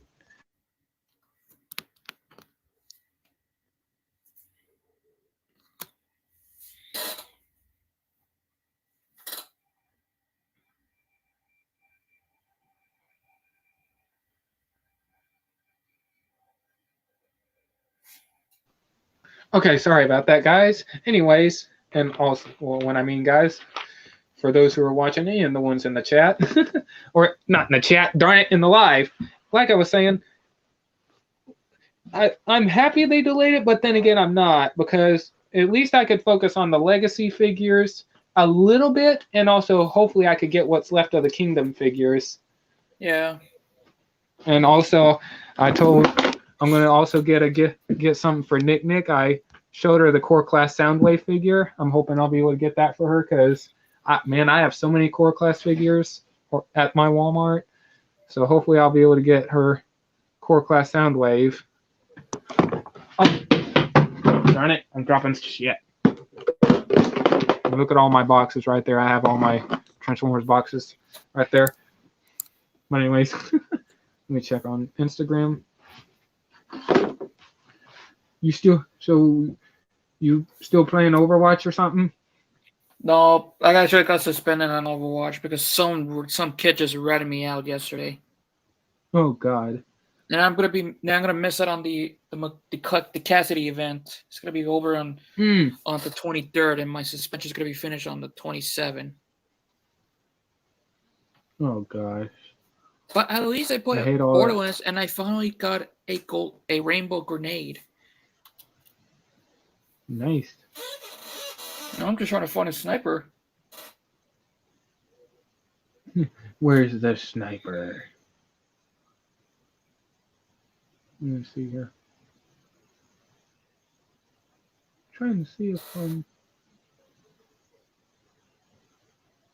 Okay, there's not new on Instagram. Let me check on TFW 2005 real quick. I checked it a couple seconds ago. Oh, by the way, did you see the little listing here for a Core Class Kingdom Hot Rod figure? No, not really. I haven't seen it. Well, I mean, there's an image talking about possible Kingdom Core Class Hot Rod release. Nice. Okay. Well, at least they're still kind of continuing the Kingdom line. I do hope we get... let me check on eBay real quick. And also for some reason, I'm shocked my tablet is even going while at 0% while it's hooked up to the chargers. So if anyone finds me knocked out, I'll hop back in on my phone because my tablet wants to be a bitch. Anyways, let me see here. Okay, I still need to get that Scourge figure when I get a chance. Buggy, and I still need to send Ruben some money and also TF Geek. And I should be able to do that sometime this week, but it's not midnight, but I'm going to say it is. I should be able to do it sometime next week because I might have something planned. I don't know. I'm still waiting to find out. I'm getting really. I wonder if I should buy another Kingdom Galvatron figure for the fixed shoulders, and also another, and I can mess around with the one that's in display in there. I'm kind of thinking about it, but I don't know just yet. Looking. Let me check the chat. Okay. Let me see here. Correct me if I'm wrong. Did TF and Geek leave because he had to go eat dinner? I could remember. Okay. All right. Yeah, he's usually back right around 9 or something. Oh shoot! Hold on. I started 9:30. Ah, crap! Wow. Wow! I found Kingdom Red Alert going for $64.95. Man, I want Red Alert, but that's too much. Why do it? Why does it have to be so expensive? Freaking scalpers. And someone has Tigertron for $58.99. No, thank you. Whoa! Someone is selling the Shockwave figure, the Cyberverse one, for $8.81. That's actually a good price. Let me see here. Oh, let me get my headphones out of the way because I don't want to accidentally put a comment on the thing by accident. Because I don't know why the rubber on these headphones, every time you hit it with your phone or something like that, is somehow. I don't know. I hate it. Let me see. I still need to get a Sweep figure. I missed out on the Scourge figure. I would like to get my hands on a Sweep. Man.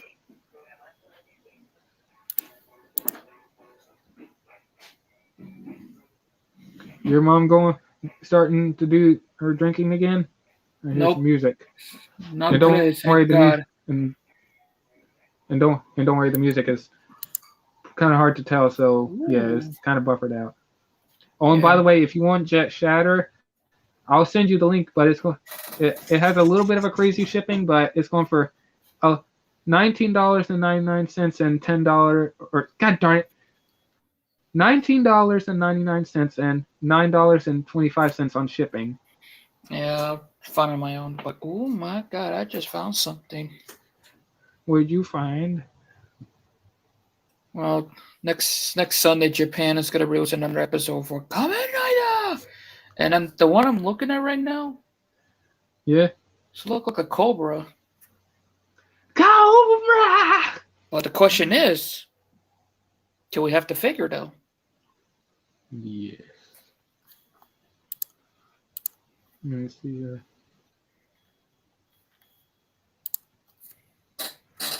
What is this? Oh, darn it! What the heck? Hold on.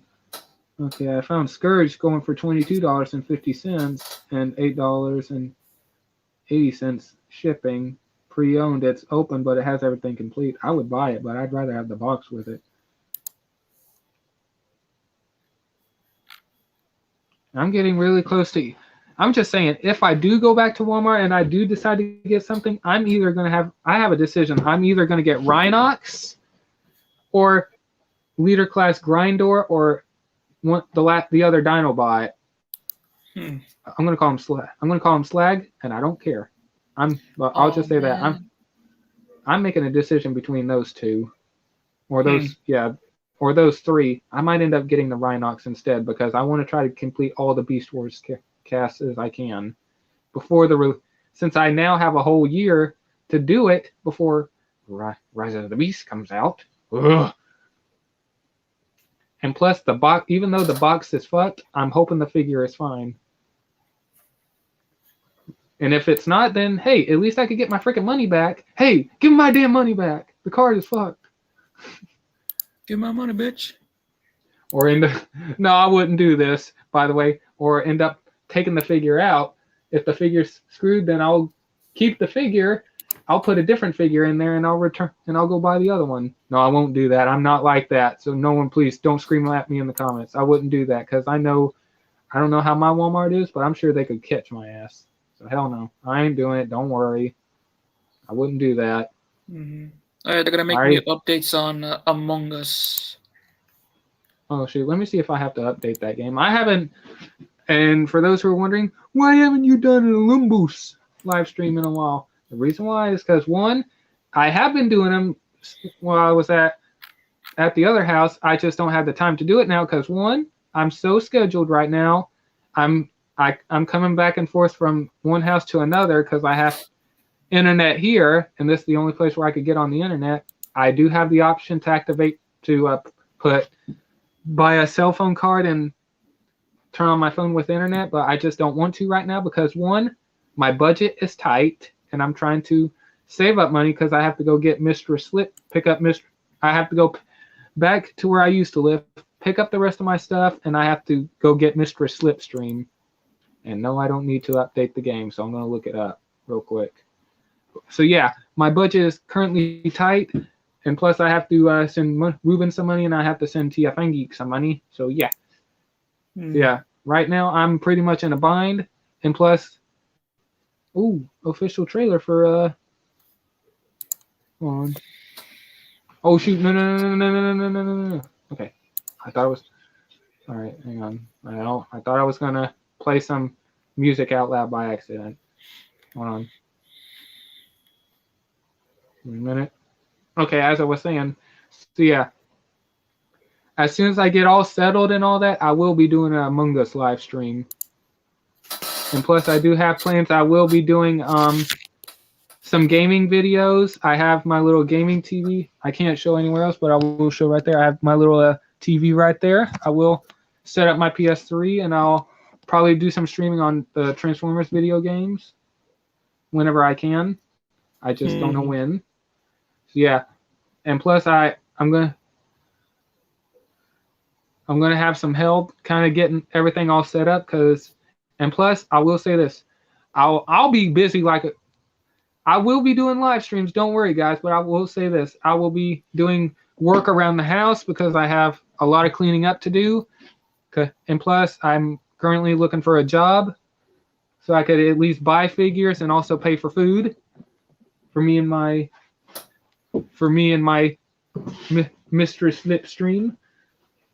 And so yeah, and plus the job I'll be doing, it'll cost me 7 days a week, so I won't be having days off. So the only times I might be doing live streams is at nighttime, and I'll have a 50-50 chance of appearing on Otto's channel, just depending what time I get done.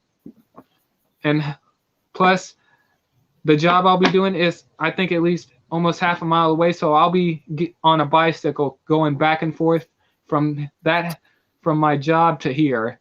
So yeah, I'll be on a bike. So I don't have a car or anything like that. So yeah, I can't drive. So yeah.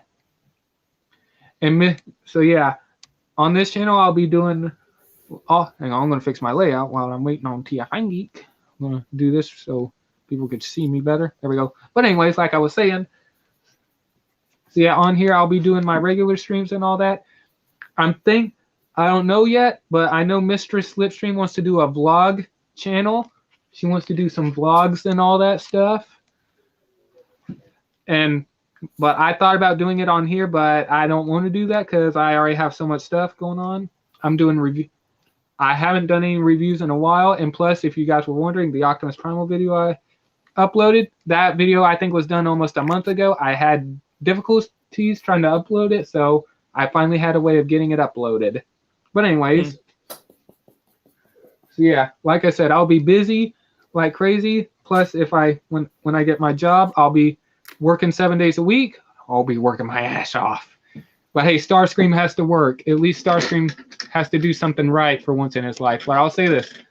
The one thing I did do right kind of cost me to be here. And I don't care. You can tell I'm happy about it. At least in the end, God knows I did the right thing. But besides the point. But yeah, so yeah, I'll be working around the house like crazy. I'll say this. I might not be able to be doing... I probably won't be doing live streams on Fridays, Saturdays, and Sundays that much. Well, I mean, Sundays I will be because the next day I'm good. So yeah. But yeah, I'll say this. Fridays and Saturdays I might not be able to do a live stream, just depending. on where I'm at. And so yeah. And like I said, my job, I don't know what time I'll be getting off. I'll be working 7 days a week, like I said, so I might be able to do one live stream a week or two. I don't know. Just depending how tired I am, because I do get tired pretty easily. And I just want to come home and, I want to sleep. But hey, I got to have money to also get food for me and Mr. Slipstream. And also, I have an announcement I still ain't going to make right now. Not on here, at least. But I will say this, Ruben knows and all that, but I can't go into it right now because I was told not to until the right moment. But anyways, besides that, and so yeah, and right now I can afford I can buy figures right now, but the only reason why I'm not doing it is because I have to save up money to go. Like I said, gotta go back over to my sisters, get all my stuff, and get go get Nick, I call her, but on here we call her Mistress Slipstream. So yeah, I'll be busy like crazy. And plus around here, where I'm at, I'm gonna be really busy, like I said. So yeah, I'll be all over the place. So yeah. So if anyone, and no, I'm not ending the thing, I'm just throwing out these announcements, but I will say this. So if anyone wonders why I'm not doing any live streams for either a week or maybe two, I will still do the live streams, but I'm just saying, if anyone wonders that, don't worry, I'm not dead. I'm alive. I'm okay. I'm just busy. And if I'm tired to the point I don't feel like doing a live stream, then that's how it's going to be. Let me check my phone real quick. Yeah. Got Snapchat notifications. Yeah. What's I up? don't think TFNG's coming back, and I'm too exhausted. I know it's like 9:31 in the afternoon, and I'm so bored. I need to paint something. My insanity has gone off the roof. What do you have, man? Is there any figures that you have in your secret stash? Not No. like that. I need to paint some of it, but my insanity has gone mad. You don't know what to paint? No, and I need new shits. Hey, I need new stuff too, but the only reason why I can't buy anything is because I have a budget right now. I mean, I made right around $80 today thanks to my mom's friend. Thank you very much still, but I'm just saying. Yeah, and you still need to work on your fucking Shopkick app. I do need to work on that Shopkick app to be able to get more money. And plus, I think it's once a week that I'll be going into at least where Walmart is and all that stuff, or once every other week. I don't know. It just depends on the schedule because I'm not the one driving. I don't have a car. If I had a car, I wouldn't be here right now. And what I mean by that, I would be out there probably shopping like crazy or on the road. I don't know. Yeah, well, tomorrow I will go to Walmart and Target scan them, and I will call you on the messengers so I can screenshot and you can see what I'm talking about. If I'm here, I got to get up bright and early in the morning to go work again. But yeah, I'm hoping I'll be here. Well, yes. And I'm just going to show you what I'm doing, and that's it. Then you can head back to what you're doing. What the hell is texting me? Piss off, you fucking two-legged rat. You ain't me. And okay, that was Twitter. Okay, never mind. Twitter? Should we call it a day right now? Because I'm so exhausted. If you want to call it a day, man, I can. Hang on, let me. Sure? I don't know you're gonna end the stream or something. Hang on, let me check on Discord real quick. I want to see if it's because I know one of my favorite YouTubers I watch is live. I want to see if he's still live. Hold on a minute. Let me check on Discord real quick, see if anyone's active. Okay, hold on a minute. Hey, what's this? Okay. Hold on. Let me check on YouTube real quick. I want to see if there's anything new going on, just in case, because usually, ever since the Transformers Rise of the Beast news, okay, yeah, he's still alive. I might end it off and go watch that. So hold on. Oh, I almost played something out loud. I don't want to do that. I don't want to get copyright struck. And plus, I'm not sponsored by these guys. Man, I really don't know if I want to watch that Dune movie. Well, actually, to be honest, I'm going to end up watching it anyways because Mistress Slipstream was saying that when she gets here, she wants to watch Dune. So I'm going to be stuck watching Dune. I'm not looking forward to it. I'm not. All right. Well, I'm getting to GTFO. Yeah, I'm gonna end it off now also because I want to go watch that. And plus, man, I might have a busy week this week because I don't know. Yeah. There's a 50-50 chance I might have to go get my shit. I'll say this: there's still decisions being made. I'm not the leader. I'm not the ringleader. I'm just Megatron's bitch. So yeah, I cannot. Hey, I can't do anything right, but at least what I did, I'm happy about. I did the right thing. But anyways, would you like to share where they can find you, or you too exhausted? I don't know. I'm too tired, sadly. All right. Yeah, I'm gonna end it off too. But yeah, and for those who, I'm gonna say this. Thank you, TF and Geek. I'm sorry if you end up getting back too early, but hey, if you skip to the end, if you hop back in or text in the chat saying you didn't make it, I might end up doing another live stream in a little bit. It depends because I really want him. I don't know. We'll see what happens. But yeah. So yeah, don't worry about me, guys. I'll just be busy. And yeah. And with that, that's about it. And hopefully I'll be able to start collecting soon. I don't know. Just depends. But yeah. I hope everyone has a good night. And as always, this is the ghost of Lord Master Starscream saying, Seekers, take to the sky and rain fire. Good night, everyone. Boom, everyone.